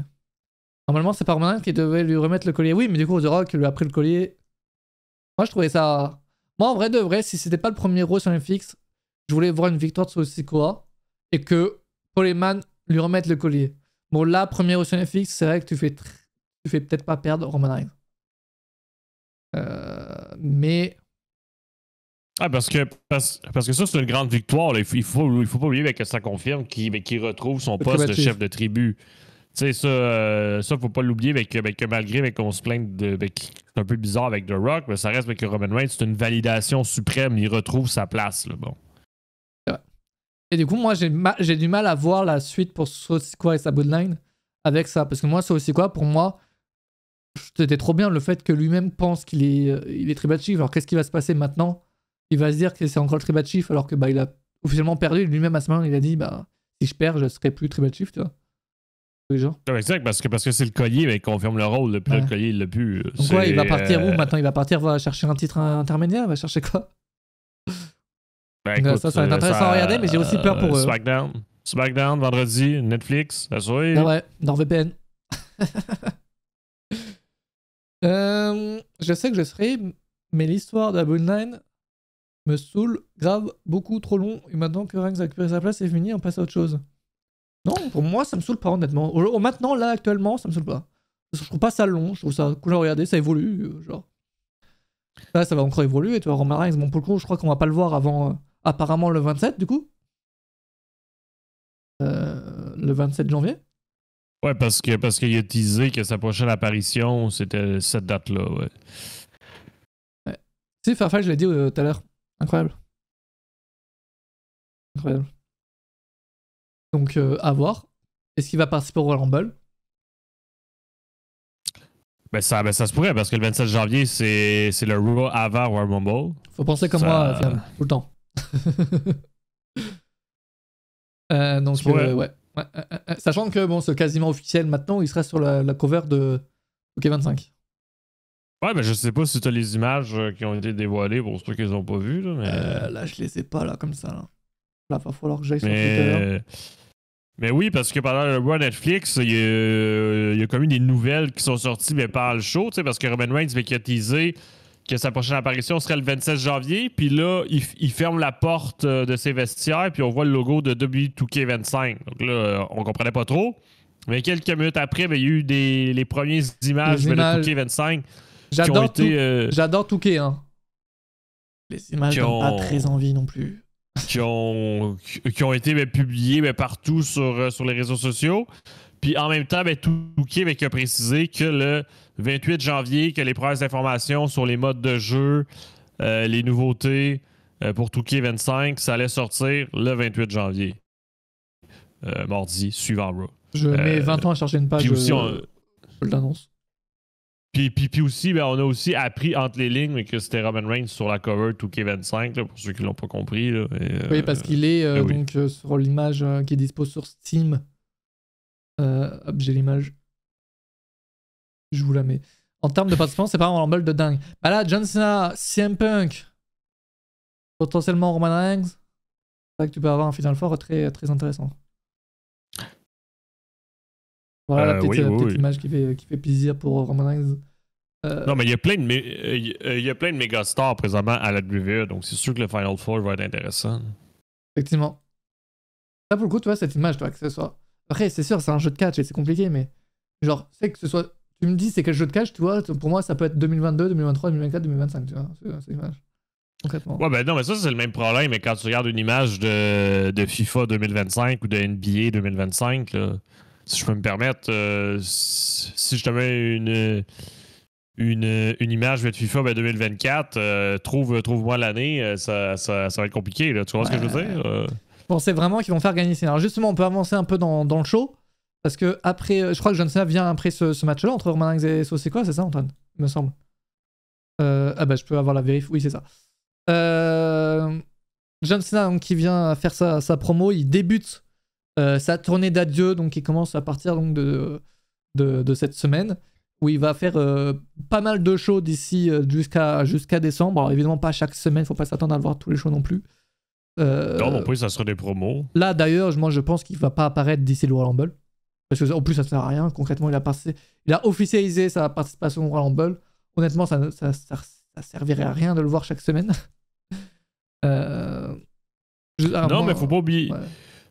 Oui, tu sais, donc oui, il a confirmé sa participation au Royal Rumble, mais aussi, il a laissé sous-entendre de qui va affronter pendant cette année-là. Ben, ça, on le sait pas. Là. Donc ça va être à valider. Puis en plus de sa participation au Royal Rumble, ben, c'est que qu'est-ce qui est intéressant, ben, c'est qu'il a confirmé qu'il veut briser le record. C'est ça. C'est ce que je voulais C'est pas voir. pour juste participer pour participer. Là. C'est ce que je voulais voir, c'est que la WWE va faire un fil rouge sur ça. Oui. John Cena va-t-il gagner son 17e titre mondial? Ça sera le fil rouge de l'année. Donc là, il l'a précisé dans sa promo. À moins de remporter le Money in the Bank, à moins de remporter les Maison Chamber Match, à moins de remporter le Royal Rumble. Je veux qu'il gagne le 17... Putain, j'arrive pas à dire ce mot, quoi. Son 17e titre mondial en décembre 2025. Pourquoi? Parce que déjà, le fil rouge, au moins, il continue jusqu'à la fin de l'année, tu vois. C'est genre, il y a plein de tentatives, je sais pas, il échoue, tu vois. C'est John Cena, ça va être trop bien fait, tu vois. Et en décembre, je sais pas qu'il fasse, déjà, j'espère un show spécial pour John Cena en décembre. J'espère, quand même. Je pense qu'ils vont faire ça parce que c'est quand même un show qui va être rempli de thunes. Pour eux, et que, je sais pas, en décembre, ils gagnent le titre et qu'ils le rendent vacant après, tu vois. En mode, ça y est, j'ai mon 17e titre, je l'ai gagné. Maintenant, je le rends vacant, et bonne chance au prochain, quoi. Donc non, j'ai hâte de voir. Voulez-vous voir John Cena devenir 17 fois champion? Je ne vois pas le sondage. Il est drôle, Antoine, quand ici, mais on ne l'arrête plus. Ça m'arrive une fois par année. mais oui, n'hésitez pas de voter. C'est quoi votre opinion là-dessus? Écoute, moi aussi, moi personnellement, je serais prêt à le voir parce que je me dis, le record de Ric Flair, ça commence à vieillir. C'est correct. Je pense que quelqu'un d'autre peut le battre. Puis on serait pas contre de voir quelqu'un d'autre à la place de Ric Flair aussi. Ouais, puis c'est ça. Puis aussi, ça va un peu redorer ce record-là. Tu sais, avoir quelqu'un d'autre, ça fait quelqu'un d'autre à nommer. Ça met un nouveau visage. Tu sais, ça fait un vent de fraîcheur. Puis je pense que John Cena, ça reste que c'est la bonne personne. Là. Je veux dire, il n'y a pas de casserole au cul. C'est l'image de la WWE depuis des siècles et des siècles. C'est le garçon parfait. Donc, je pense que. Je veux le voir briser le record, évidemment. Encore une fois, pour moi, en décembre 2025, ce serait incroyable. Après, le rend vacant. Ric Flair, il a dit en interview, non mais John Cena ne s'intéresse pas à ça, il s'en fout. Moi je pense que ça sera Charlotte Flair qui va le battre le record. Bon, s'il peut aussi fermer sa gueule et comme ça, c'est John Cena qui gagne, c'est nickel. Charlotte Flair, elle est bien gentille, mais qui se rappelle de ses règnes? Évidemment, John Cena, on se rappelle pas tous de ses règnes, mais Charlotte Flair, vraiment, c'est 2 jours de règne à chaque fois. C'est assez dingue. Mais c'est sûr que Charles Flair va battre également un record à un moment donné, hein, ça c'est sûr et certain quand même. Oui, mais je pense que ça serait bien de séparer femmes et hommes. Tu sais, je pense que ce serait bien qu'il y ait les deux records dans l'histoire. Tu peux faire aussi un truc mix sans problème. Oui, mais je pense que ce serait bien aussi qu'il y ait les 3 limites. Tu sais, mix, femmes, hommes, pour savoir qui est la catcheuse avec plus de règne, puis qui est le catcheur avec plus de règne, puis mixer ça aussi. T'sais, parce que je pense que c'est bien de séparer ça, parce que c'est pas les mêmes championnats, c'est pas les mêmes divisions, c'est pas les mêmes catcheurs. Exactement. Et pas les mêmes opportunités, etc. Une catcheuse à la WWE, qu'on le veuille ou pas, je pense, à la WWE aujourd'hui, reste plus longtemps en tête d'affiche qu'un catcheur, en tout cas a plus de chances de rester plus longtemps. Car il y a moins de compétition, moins de catcheuses qui pourraient prendre la place. Contrairement chez les hommes où ça peut vite changer quand même. Donc... Mais oui, c'est là, 17 fois champion, on veut tous le voir, je pense. Quand même des gens ça, fait que là, on sait que John Cena va être au Royal Rumble au mois de février. On sait que John Cena va être à l'Elimination Chamber au mois de mars, à Toronto, au Canada. Il y a encore des billets pour ceux qui veulent. Et donc, et on sait qu'il va être ensuite à WrestleMania. Donc il va être partout pour le début de l'année. Toujours pas de liste de shows annoncée à proprement parler. Et non, parce qu'ils ne mettent pas dans le line-up, mais présentement, ils ne mettent pas dans la liste des catcheurs présents. Ça devrait pas tarder, mais ouais, moi je veux vraiment voir une histoire de John Cena, je sais pas, qui essaie le Royal Rumble, il échoue, il essaie la Maison Chamber, il échoue, il essaye Money in the Bank, il échoue. Et fait avec John Cena, ça peut être vraiment très bien fait, franchement. Et surtout Money in the Bank en France, à Paris. Et oui, j'avais oublié ce petit détail. Et oui. C'est incroyable, c'est incroyable. Bref. Money in the Bank à Paris, j'avais oublié, ça fait 2 jours que j'y pensais plus, là c'est vrai que Dodo, tu viens de me le remettre en tête. Ça, c'est dingue. Moi, ça m'en fout encore que la WWE n'ait pas annoncé ses prochains shows après WrestleMania, ses prochains PLE. À part SummerSlam. Hein. Il n'y a aucun show annoncé. Ah si, Non, ben, c'est... le Royal Rumble 2026 en direct d'Arabie Saoudite, à Riyad. Non, mais c'est pas mal, mais toujours comme ça, après... Là, on est quand même en janvier, quoi. Oh oui, non, mais souvent, c'est juste les Big Four qui sont annoncés d'avance, là, tu sais, parce qu'ils veulent miser sur ces ventes de billets-là. Là. Effectivement. Tu sais, exemple, si t'es proche de WrestleMania, t'es proche de Las Vegas, tu sais, ils veulent que t'ailles à WrestleMania, ils veulent pas que t'aies un autre PLE. Non, ils veulent que t'ailles à WrestleMania et ensuite que tu fasses d'autres PLE plus tard. C'est exact. Ah, Exact. c'est nickel. Bah oui, alors attendez, parlons-en 3 petites secondes. C'est vrai que c'est quand même une annonce majeure qu'a faite la WWE cette semaine, lundi. Et j'ai enregistré l'image, mais je ne sais pas où. Ça, c'est un problème que je rencontre. Mais en tout cas, oui, c'est bien. En tout cas, le Royal Rumble. Ah oui, juste ça. Bref. Royal Rumble, donc à Riyad. Premier Royal Rumble en dehors de l'Amérique du Nord. Il y en avait eu un au Canada, c'était le tout premier qui avait été diffusé à la télévision à l'époque. Sinon, tous les autres ont eu lieu aux États-Unis. Aux États-Unis. Là, ce serait le premier donc en dehors de l'Amérique du Nord. Ça sera à Riyad, en Arabie Saoudite. Ça sera en janvier 2026. Et alors, ils n'ont pas annoncé les dates, mais moi, je me demande. C'est quoi la rumeur qui disait Royal Rumble sur 2 jours, c'est à partir de quelle année 2026, non? Ouais, puis la fameuse rumeur qu'on disait que l'Arabie Saoudite aurait soit un Royal Rumble ou soit un WrestleMania. Ouais, ça confirme la date un peu, cette rumeur. On est d'accord que... Attendez, laissez-moi retrouver cette rumeur.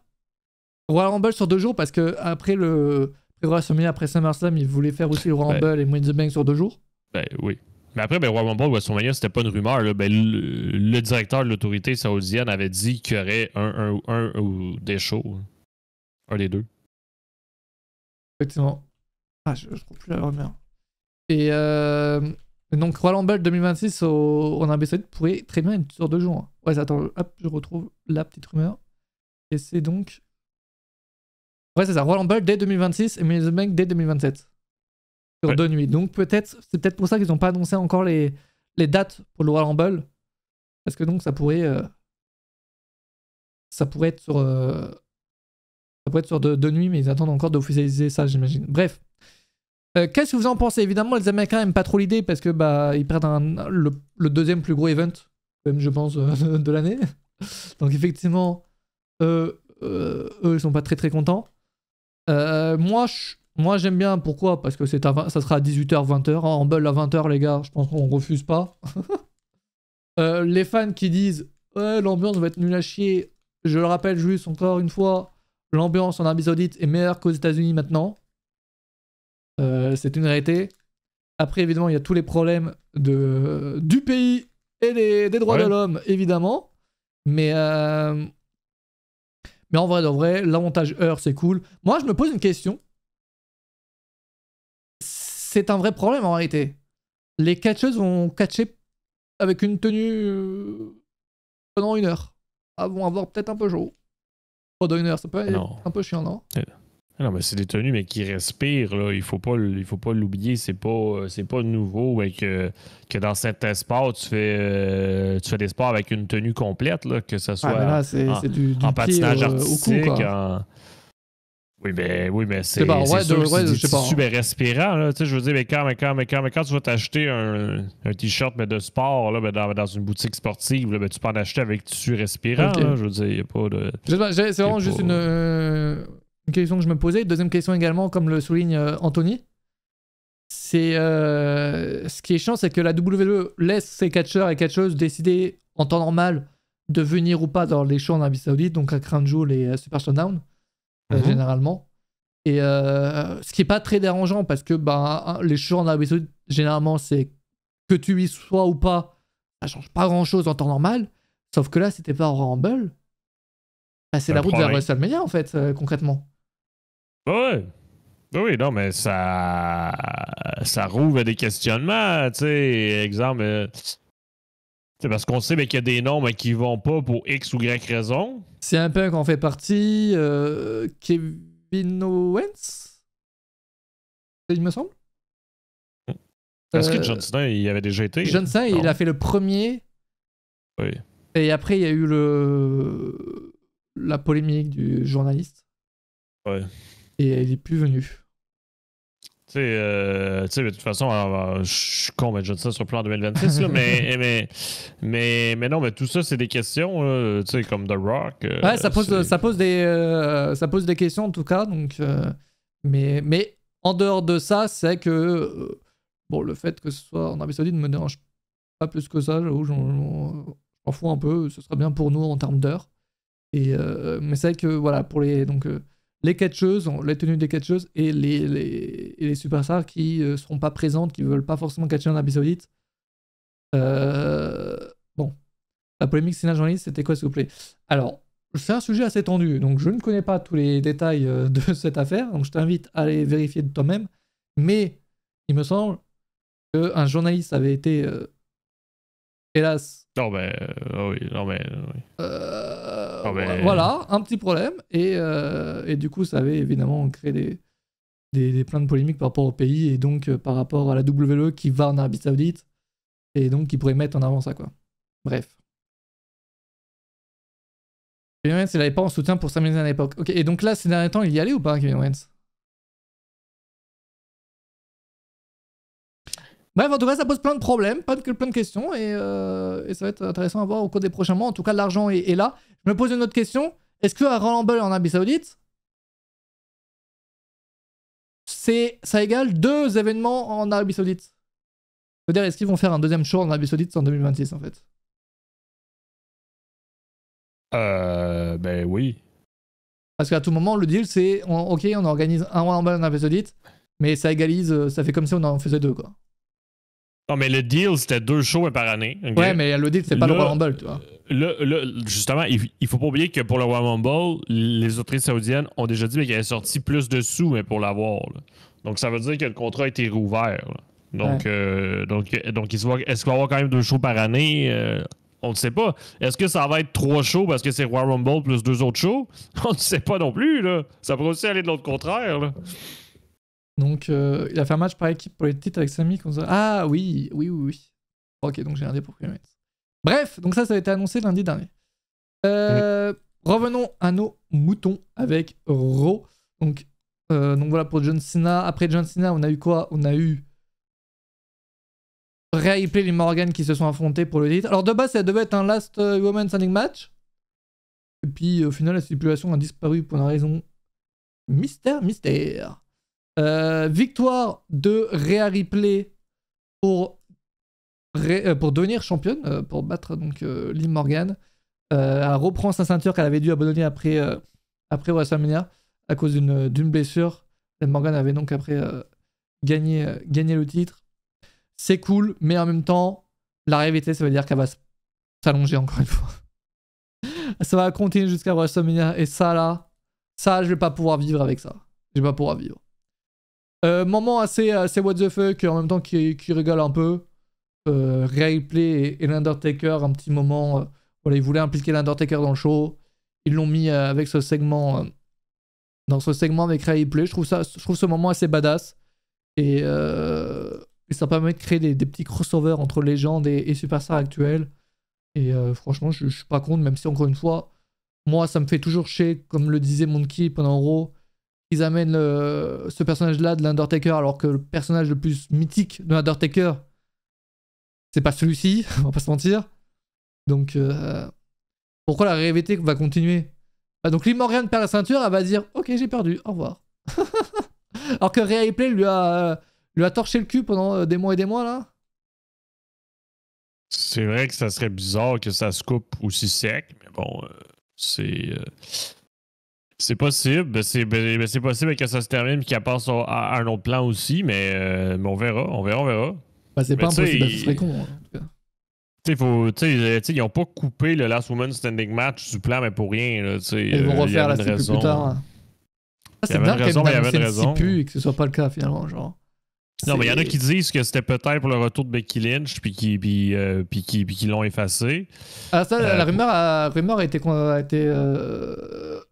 a été contredit par Fightful. C'est ça qu'il y a une rumeur qui est sortie mardi qui disait que apparemment Becky Lynch aurait dû venir à la fin du match, intervenir à la fin du match. Finalement, le plan a été abandonné et donc on a vu l'Undertaker à la place. Fightful qui a sorti juste derrière que Becky Lynch n'était pas dans la ville et n'a jamais été prévu pour le show. En revanche, elle a signé un nouveau contrat avec la WWE. Tu sais, faut pas oublier que le match était prévu, puis 4 jours avant, ils l'ont annulé. Trop bizarre. Il y a une raison. Trop bizarre. Bref, en tout cas, moment assez cool, mais match pas non plus incroyable à regarder. Mais ça régale. Ensuite, après ça, on a eu quoi d'autre? On a eu Jey Uso contre Maiter là aussi, tu vois, c'est un peu... Tu sais, ces deux matchs-là, j'ai trouvé un peu... Tu sais, ça se regarde. Et c'est pas le match de c'est pas un banger, tu vois, je vais pas le regarder. Il y a plus l'entrée de Jey Uso que je vais regarder à nouveau qu'autre chose, tu vois. Ouais, ben pourquoi? C'est juste parce que t'aimes la consommation ou... Oui. Non, bah donc... Jey Uso avec son entrée qui régale, en plus là avec des drones et tout, franchement. C'est vraiment très très beau avec les lumières dans la foule. Et Pat McAfee et Michael Cole qui sont en fond. Franchement, et quand même ce catcheur indépendant qui a lâché les droits sur le mot hit, je pense qu'il doit regretter. Il aurait dû négocier plus, je pense, si j'étais à sa place. Je sais pas, on n'a aucune idée qu'est-ce qui a été signé. Si j'étais à sa place, j'aurais demandé des millions. Parce que là, c'est franchement Jey Uso qui... GG à lui parce que son push en solo, c'est tout se base là-dessus, quand même. C'est GG. Non, bah donc avec Travis Scott également, là aussi ça permet, ça permet d'avoir des images qui circulent sur les réseaux sociaux. Il y a plein de comptes Twitter que j'ai vus qui ont du coup parlé donc de ce moment-là avec Travis Scott. Donc ça parle de catch, donc c'est trop bien pour le catch. Encore une fois. Mais donc ce moment-là incroyable. Et est-ce que le moment qui fut un petit joint, c'était est-ce que c'était vous, est-ce que la WWE s'y attendait? Je ne sais pas honnêtement. Parce qu'on est quand même sur un produit familial, c'est quand même très bizarre de voir ça à WWE quand même aujourd'hui, en 2024, 2025. Non, mais il y a eu des choses bizarres pour cette première-là de Netflix, là, ben, que ce soit ce que tu viens de mentionner, ça soit aussi le live Instagram de The Rock avec sa bouteille d'alcool en main, mais qui buvait à volonté, puis après qui prend le volant comme oui. Disons bon, que c'est pas forcément les meilleures images qu'il pouvait montrer, quoi. Exact, puis après le lendemain, The Rock a NXT qui se fait censurer à chaque phrase parce qu'il dit des mots qui sont pas PG. Bon. Les insultes n'étaient pas censurées. Pendant Raw, ouais. Pendant Raw. D'ailleurs, question. On n'a pas parlé, mais le ring de Raw qui est rempli de sponsors. Qu'est-ce que vous en avez pensé, vous, le chat? Moi, honnêtement... Qui est noir aussi. Et qui passait effectivement au noir. Avant, il était gris-blanc un peu, non? Ouais, gris, blanc, bleu, ouais. Franchement, ouais, comme le dit Firefly, franchement, bas les couilles. Moi, c'est plus le noir qui me choque que les sponsors. En fait, on dirait un show qui... Pas un show télé, tu vois. On dirait un dark, un match qui... En dark match. Ouais, un Raw Underground. Ouais, c'est Raw Underground, c'est ça, exactement. Parce que les arbitres étaient en noir aussi en Raw Underground. Et oui, changement aussi également pour les arbitres qui ont une nouvelle tenue. Je ne sais pas si c'était une priorité, mais apparemment oui. Une priorité. Voilà, une nouvelle tenue.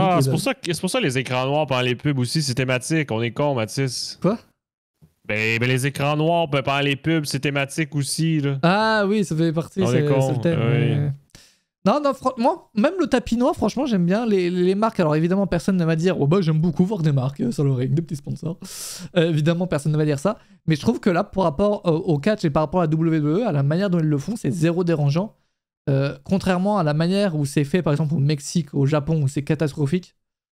Parce que les couleurs, ça va pas, tu vois. Concrètement, tu vois que ça. Là, pour le coup, c'est pas dérangeant. Et encore une fois, c'est trop bien si ça permet au catch de très bien se tenir.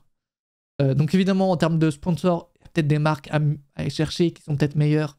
La marque de bière d'Hulk Hogan, bon, ça rapporte beaucoup d'argent à WWE, j'en suis persuadé. Mais bon, en termes d'image et tout, est-ce que c'est la meilleure des choses à faire? Voilà.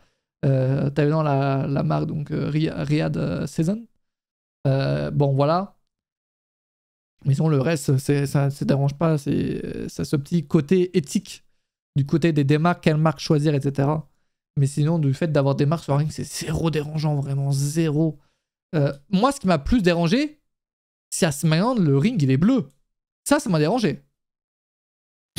Ça, pour le coup, c'est dégueulasse. Franchement. Donc, on verra cette semaine. ça, pour le coup, ça, c'est non. De toute façon, j'aime pas, mais j'en remarquerai plus après 2 semaines. Ouais. Et encore une fois, si ça permet à la WWE de très bien se porter, de réaliser des très bons chiffres et de nous faire des très bons shows derrière avec beaucoup d'argent, franchement, attends. tu dis très bien se porter comme s'il était en déficit. Là. Ben non, oui, mais écoute, Vince n'arrachait à la fin du mois. non, là, il y mais avait de la suite honnêtement, à s'acheter à bouffer. la WWE, donc, qui paye évidemment, enfin Netflix a payé 5 milliards pour 10 ans, mais maintenant, il n'y a plus de pubs, à part aux États-Unis. Et toujours des pubs au final, j'ai de la merde. Attends, t'as des pubs et des sponsors en plus en fait. Ben oui. Non, mais les pubs, faut pas oublier, les pubs, l'argent va à Netflix. Faut pas l'oublier. Ah, tu penses? Ben oui, mais avant la télé, c'était...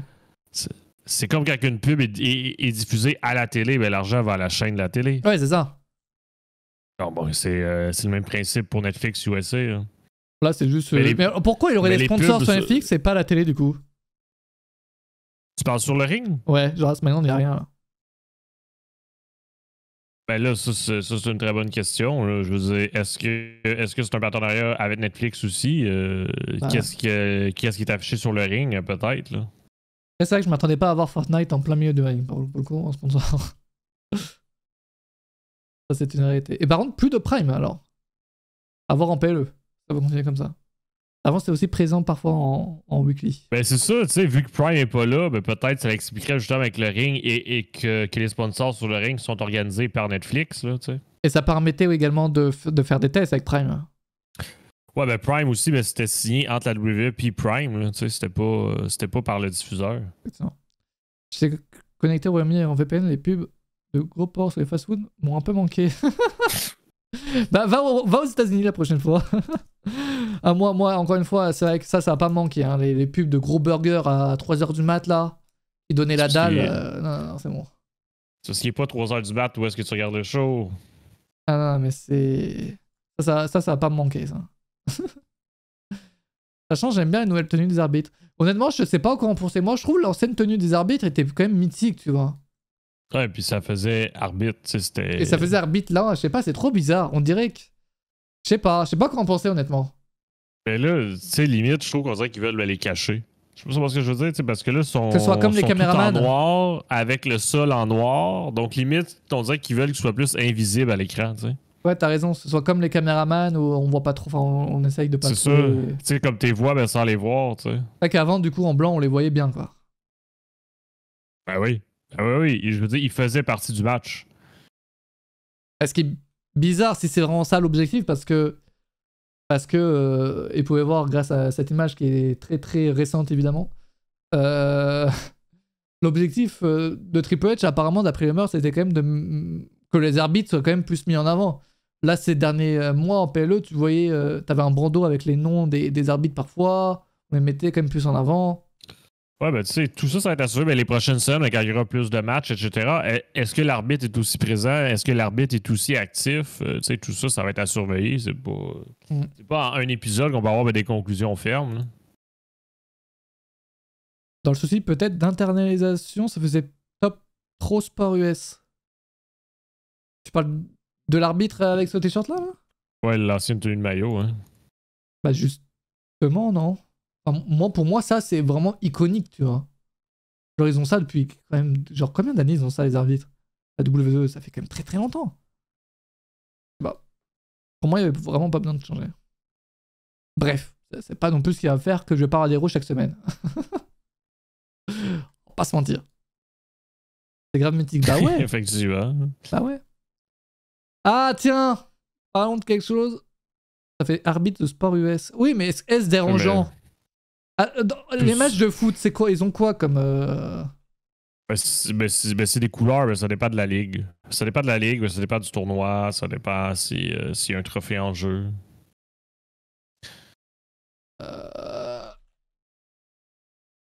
Ah oui, ça tout dépend du match, quoi. Oui, c'est ça. Mais oui. Moi, je suis habitué, j'imagine. Mais non, mais je pense que le tout pire. saurait. Ok. Je pense que le pire là-dedans, ben, qu'est-ce qui est le pire, c'est que ceux qui s'habillaient en arbitre pendant les shows de catch, dans la foule, pour divertir un peu, devront s'acheter un nouveau maillot. Je pense que c'est le pire dans l'histoire. C'est vrai. C'est que je crois que je l'ai déjà dit en live, mais quand j'étais petit, je regardais ça sur NT1 à l'époque. Je croyais que les fans avec les maillots d'arbitre, je crois que c'était les vrais arbitres. Et je me disais, ah, mais en fait, ils sont là, les arbitres. Quel con. Voilà. Et bah, Moi, à ta place, je rencontrerais pas ça. On est tous cons, écoute. Hein. On passe tous par une certaine étape dans notre vie. Bon, parlons d'un moment assez drôle. Je vous parle d'Hulk Hogan. Hulk Hogan, alors quelques heures avant Raw, WWE annonce partenariat donc avec la marque de bière d'Hulk Hogan qui a été lancée en 2024. J'ai vu ça.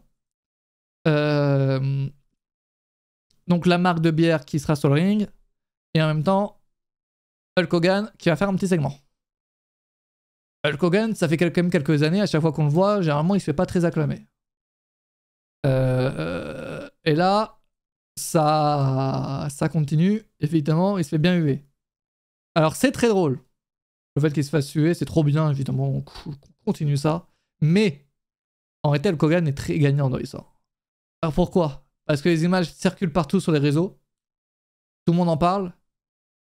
Et sur les images, qu'est-ce qu'on voit ? Sa marque de bière. Donc il est très gagnant. Et aucun problème là-dessus. Et qu'est-ce qu'on apprend en plus aujourd'hui, Antoine ?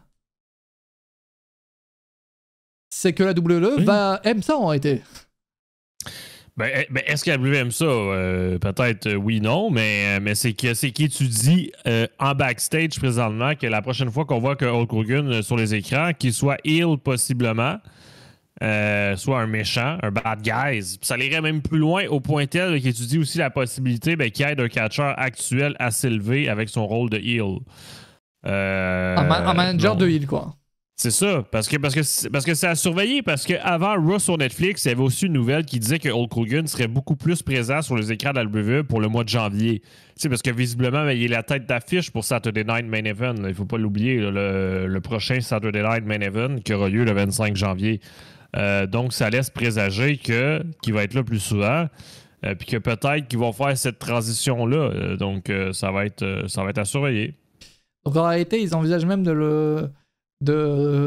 qui apparaissent plus souvent. En même temps, encore une fois, il y a le partenariat avec sa marque de bière.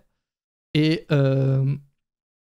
ce qui est bien dans le catch, en fait, que tu te fasses huer ou acclamer, le plus important, c'est de faire réagir.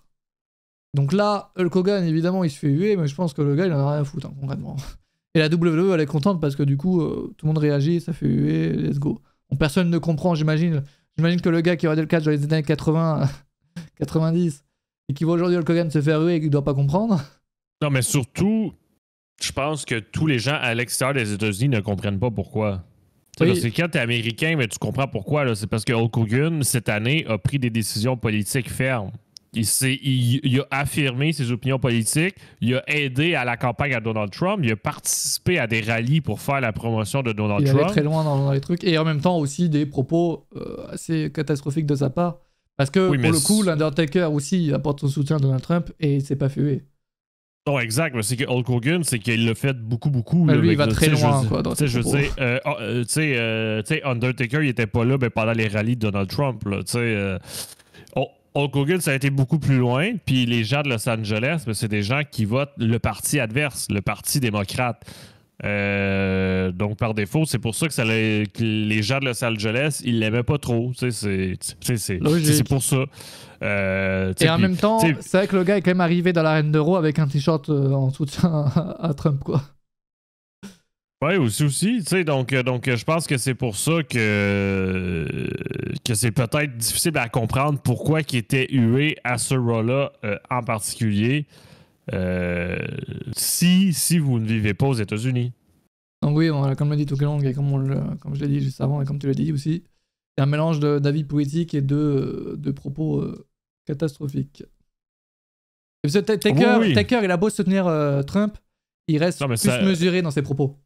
Oui, puis je maintiens, ça n'a pas été aussi loin. Est-ce que vous avez vu Undertaker devant un podium pendant un rallye de Donald Trump pour le soutenir? La réponse est non. Les Américains, eux, ben, ils ont vu ça. Ils ont vu des Hulk Hogan pendant des rallyes déchirer son T-shirt pour soutenir Donald Trump. Tout le monde ne sait pas forcément que l'Undertaker soutient Trump. C'est pas très... Exact. Nous, on le sait, mais c'est pas très connu parce que le gars, effectivement, comme tu le dis, il colle pas le cul de Trump partout où il va, tu vois. Exact. T'sais, en plus des propos que Hogan a eu dans le passé, c'est sûr. Mais des fois, les gens oublient le passé ou les gens pardonnent. Puis ça fait longtemps, ces propos-là ont eu lieu. Là, ça fait très, très longtemps, là, si je peux me permettre. Là, ça peut faire longtemps, on s'en fout un peu, quoi. Mais à comparer, qu'est-ce qui a eu lieu cette année, je pense que c'est ça que les gens américains ils l'ont eu, mais dans leur tête plus. Là. Bref, en tout cas, fuck Hogan. Et ça régale. Mais encore une fois, lui est très bien, sa marque de bière va très bien se porter, tout le monde parle, tout le monde va en acheter. Mais ça l'a fait le tour de tous les médias mainstream que Hogan soit rué, hein, si je peux me permettre. Non, mais vraiment, c'est un énorme coup pour lui en réalité, hein, ça.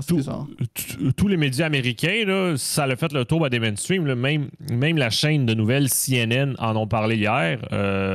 Ça l'a fait le tour. Là. Je veux dire, limite, là, ce segment-là de 2 minutes a fait plus parler pour le Raw de Netflix que tout le reste. Je parle sur le mainstream, là, ce qui est assez fou quand tu y penses. C'est pour ça qu'il est gagnant. Prochain match, et c'est le main event entre Seth Rollins et CM Punk. Le main event du show, juste avant, parce que là je vois l'image et ça me fait penser à ça. Nouvelle table des commentateurs qui, on ne sait pas encore, est-ce qu'elle se casse cette table? On espère. On espère que cette table va se casser à un moment donné, et ça s'est pas cassé à Raw là, cette semaine. Donc j'espère qu'ils vont pouvoir la casser, qu'ils n'ont pas mis une table qui ne se casse pas quand même. C'est quand même complètement con. En tout cas, cette petite table avec 3 néons de plus fait toujours plaisir. Et cette petite table me régale. Ensuite, concernant le match. Bah franchement les gars, en fait, dans le catch, quand t'as une histoire qui est tellement bien construite et qui intéresse tout le monde, directement tu pars sur un très bon match. Enfin, peu importe le match, la foule va être à fond dedans, ce qui fait que tu vas passer un meilleur moment que si ce n'était pas le cas. Donc quoi qu'il en soit, déjà quand un match est très bien construit, et quand l'histoire est incroyable, et quand t'as deux catcheurs qui se détestent réellement, mais qui restent professionnels, ça donne toujours réellement un bon match à regarder. Bon, le match, franchement, je l'ai pas forcément revu depuis, mais sympa à regarder sur le moment, sur le direct. Je me souviens pas d'avoir été déçu par ce match. Sachant que les deux vont, j'imagine, c'est que le début, ils vont finir par se réaffronter très rapidement. J'imagine que Seth Rollins va pas se laisser faire.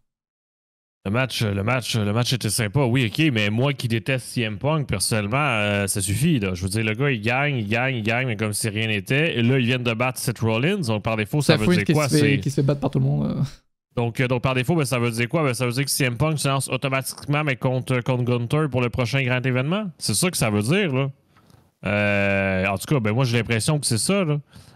Moi, perso, j'aime pas CM Punk. Je suis pas content de ce qui s'est passé à Raw lundi. Bon. Vous pouvez juste arrêter de parler de politique, les gars. Je sais qu'on a parlé d'Hogan, mais vraiment flemme d'avoir des messages politiques là dans le chat. Là. Peut-être trop un interne de Rollins, mais la raison qu'il me manquait un truc au final. Moi, je vais vous dire ce qui manquait. C'est pas le match qui manque. Les gars, ils sont sur FX, ça fait des mois et des mois qu'ils nous disent pas de limite de temps. On va faire tout ce qu'on veut. C'est un peu un gagne. On dirait qu'on est comme à la télé, ça doit se finir à 5h pile. Même pas 30 secondes de célébration, fin du show. Horrible, horrible les gars, horrible. Tu peux pas faire ça sur ton premier show sur FX qui est aussi important que ça. De nous dire pendant des mois, aucune limite de temps, incroyable. Et de ne pas nous laisser voir si un peu célébrer en fait. Ouais, juste laisser 1 minute de plus, ça aurait été bien. Genre Juste 1 minute aurait fait toute la différence parce que là, ils ont coupé et ils étaient même pas encore debout, limite. Ils étaient encore au sol. C'est ça, c'est comme s'ils devaient rendre l'antenne le plus rapidement possible. C'est n'importe. Moi, regarde, tu vois, WrestleMania 40, la victoire de Cody Rhodes dans le main event. J'ai trouvé ça trop bien, le moment après sa victoire où il célèbre pendant des minutes et 10 minutes avec tout le monde. C'est trop bien, je sais pas, là. Que Seth Rollins, évidemment, là, CM Punk n'a pas gagné une ceinture ou quoi. Oui, certes. Mais je sais pas, c'est le premier héros sur FX qui met des confettis, le fait, je sais pas, de bien finir le premier héros sur FX. Là, c'est le premier héros sur FX, c'est légendaire, c'est historique. On va s'en rappeler dans plusieurs mois, plusieurs années, quand on va vouloir regarder ce show, qui est historique, ça va se finir sur... Ah bah, il est célèbre, il est toujours à terre, le gars. Le show se finit, le mec est toujours à terre. Ouais, la fin est trop abrupte, ouais. C'était étrange. C'était étrange, mais parce que tu dis, ben, ils sont pressés par quoi? C'était étrange. Donc ça m'a vraiment foutu la haine, voilà, je vous l'annonce. Tu sais, je sais pas, c'est Triple H mais qui voulait se coucher parce que ça faisait 2 nuits blanches pour préparer Raw, je sais pas, non, mais... Surtout, ça s'est fini à 5h02, quoi. J'ai toujours l'heure dans ma tête. C'est qu'ils nous rabâchent pendant des mois qu'ils peuvent faire ce qu'ils veulent. 5h02, allez à 5h05, s'il vous plaît. Putain, bref. Le choix du main event, faut en parler. Je l'ai dit au début du live, moi, c'est le choix du main event, il est très bon. Opener, Romance, Sosikoa pour le grand public. Et la fin de show, Seth Rollins, CM Punk, qui est l'histoire qui intéresse le plus les fans en ce moment, en tout cas, avec deux personnages quand même marquants de la WWE aujourd'hui. Donc non, et puis moi, CM Punk, franchement, je trouve qu'il n'y a pas eu de... Genre, j'ai pas vu de botch à proprement parler, j'ai pas été déçu par ce match, honnêtement, faudrait le regarder une nouvelle fois. Mais ce match m'a plu. Aucun problème là-dessus. 100%. Il y a juste sur la victoire, encore une fois, la célébration qui m'a vraiment déstabilisé. Et du coup, donc on a vu Raw sur Netflix, NXT sur Netflix également. Qu'est-ce que, dans le chat, est-ce que vous avez des remarques un peu à faire sur des trucs dont on n'a pas forcément parlé là et on a peut-être oublié des trucs qui ont eu lieu que vous vous êtes dit, ah tiens, ça peut être pas mal d'en parler. Mais moi, en tout cas, encore une fois, en tant que Français qui doit regarder en streaming à chaque fois en 240p, etc., l'expérience viewer est incroyable. Tu sais que mardi, par réflexe, j'ai failli aller sur Watch Wrestling pour voir Raw. Genre, pas vraiment par réflexe, je me dis, ok, je dois Del Raw là, tu vois. On est mardi, je dois Del Raw pour regarder Raw. C'est sûr, mais non, mais tu te connectes à ton compte Netflix. Ça n'a jamais été aussi facile, même pour un Canadien. Alors, j'imagine pas vous. Là, ça n'a jamais été aussi facile de pouvoir regarder Raw en replay, en direct, en Full HD. C'est fou, là. Les gros plans trop longs sur les célébrités dans le public. Oui, bon, ça, évidemment, c'est... WWE a toujours voulu inviter des célébrités dans ses shows. Ça n'a pas toujours été facile, même pour WrestleMania, et les invités n'étaient pas non plus très célèbres à chaque fois. Il y avait des chanteurs country ou quoi, bref. C'est pas non plus... Il y en avait des célébrités, des connus. Mais pas tout le temps non plus. Là, avec Netflix, ils vont pouvoir se régaler. Alors évidemment, là, il y en avait beaucoup par rapport au fait que c'était la première et que c'était à Los Angeles. Faut s'attendre à ce que les prochaines semaines, il y en ait un ou deux à chaque fois, je pense. Ça serait pas impossible de voir un peu de célébrité chaque semaine. Oui, non, mais là, c'était pire parce que c'était à Los Angeles. Il y a beaucoup de célébrités qui vivent là. Donc là, c'est sûr que cette semaine, c'était pire, là, parce qu'il y en a beaucoup qui sont dans le secteur. Là. Ouais, effectivement. Après, je vais pas vous mentir, après, je suis un peu inculte là-dessus. Je connaissais pas non plus tous ceux qui ont été présentés. Ah non, mais il faut que tu connaisses les séries. C'est normal. Ça va être souvent des célébrités Netflix qui, avec des séries ou des films qui vont sortir sur Netflix, ça va être... la plupart du temps, ça va être eux qu'on va voir. Ouais. Mais oui, à part le gars de Maman, j'ai raté l'avion, j'avoue que j'ai pas reconnu beaucoup de personnes non plus. Ouais. Puis le gars, il sait même pas son nom, il dit le titre du film. Ah oui, non, je le connais même pas. c'est comment il s'appelle? Michael? Non? Non, c'est Marc. Non, il s'appelle pas Marc. Oui. Dis son nom complet dans ce cas-là. Ben non, mais cherche. Mais toi-même, tu connais pas, sale con. Non, mais... Et c'est... Ah, c'est vrai, il y avait Steven Amell aussi, tu sais qui? Oui, ça? il y avait Stephen Amell, oui, c'est vrai. Il s'appelle pas Marc, connard. mais ça, c'est vrai, mais que ça, c'est vrai que c'était surprenant aussi. Mais les plans avec le pétard, comme dit Flo.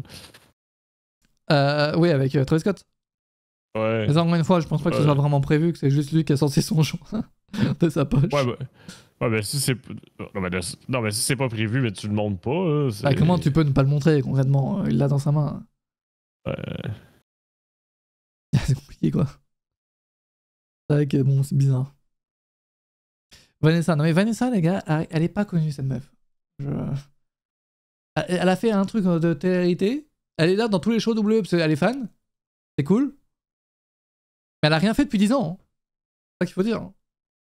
Non, mais c'est sûr que ça a fonctionné. Là. Tu sais, je veux dire, Raw était dans les sommets, mais des top 10 sur ah Netflix. Oui, tiens, résultat. Résultat, c'est que... Alors oui, c'est plus diffusé à la télé. Donc, 50 millions d'abonnés sur Insta. Bon, bah, elle est connue finalement. Je ferme ma gueule. Résultat, parce que donc WWE n'est plus diffusé à la télé, donc les audiences ne vont plus être si faciles à avoir. On ne saura plus trop facilement publiquement par combien de personnes a été vu le show. Je vais vous montrer juste parce que donc Netflix a quand même un petit système qui permet de voir le top 10. Donc sur Netflix, Raw est considéré comme une série qui, donc évidemment le cas parce que c'est une fois par semaine. Mardi, c'était top 1. J'ai regardé juste avant, mais je me rappelle plus. J'ai regardé juste avant le live, c'était combien aux États-Unis, au Canada également, c'était top 1. Et là, aujourd'hui, c'est combien, Antoine, au Canada? Aujourd'hui, au Canada, Raw est en 5e place et NXT en 6e place. C'est pour quand sa même première bon journée. pour NXT. Oui, pour sa première journée, NXT. Donc, au Canada, il y a quand même une grosse fanbase de catch, on le remarque. Et aux États-Unis, donc premier hier, aujourd'hui 4e. Puis est-ce que NXT est là? Ah, NXT, laisse-moi aller. Ah, non, mais oui, on est trop cons, putain, c'est pour ça. Mais oui, puis oui, non, mais ça reste mais que c'est bien. Ils se classent dans les sommets de Netflix. Fait que ça reste que les gens, mais qui savent pas quoi regarder sur Netflix, puis qui regardent tout le temps c'est quoi le top 10 aujourd'hui, ben ils tombent là-dessus, ils sont comme c'est quoi ça, là? Effectivement, donc c'est excellent, sachant que Raw, c'est une fois par semaine. Netflix se sécure une place d'un Raw par semaine. Exact, donc à chaque semaine, il va être dans le top 10. Ça sera dans le top 10. Moi, et si c'est pas dans le top 10, ça serait malheureux. J'ai regardé pour NXT, alors pas pour aux États-Unis, le Canada est le pays où NXT est le mieux classé. À la 6e place. Après, t'as la 7e position, t'as le Panama. Ben écoute, voilà. Je sais pas quoi dire. voilà. Mais ce qui est étrange, c'est que le Royaume-Uni ne figure pas dans le top 10 pour Raw NXT. Donc le Royaume-Uni n'a pas une grosse fanbase que ça finalement. Ça, je peux pas croire. Là, peut-être qu'ils calculent différemment, mais leur top 10 là-bas, je sais pas. Très bizarre, très bizarre. C'est parce que est-ce que ça compte les views en direct? Est-ce que ça compte juste les views en VOD? Est-ce que ça compte les deux? Alors je me suis intéressé au truc, j'ai essayé de comprendre également. Et United Kingdom. Attends, ok. Non, ok. Ce que je me suis dit hier, c'était bon. Hier, parce qu'hier, il y avait que des pays d'Amérique qui étaient dans le classement. Je me disais, est-ce que c'est pas un problème de fuseau horaire? Et aujourd'hui, Raw est à la première position au Royaume-Uni. Donc il y a peut-être un petit truc de fuseau horaire, vu que donc au Royaume-Uni, c'est dans la nuit de lundi à mardi. Tu vois ce que je veux dire? Ben oui, donc par défaut, les gens le regardent une journée plus tard. Oui, c'est ça. Je comprends ce que tu veux dire. C'est compté dans la journée de mardi, pas la journée de lundi, quoi. De lundi, ouais. Ce qui ferait du sens, vu que... Et de là, il y a beaucoup plus de pays dans le classement, là. Ce qui ferait du sens, parce que je présume que NXT n'est pas dans le classement présentement, puis il va l'être demain. Exactement.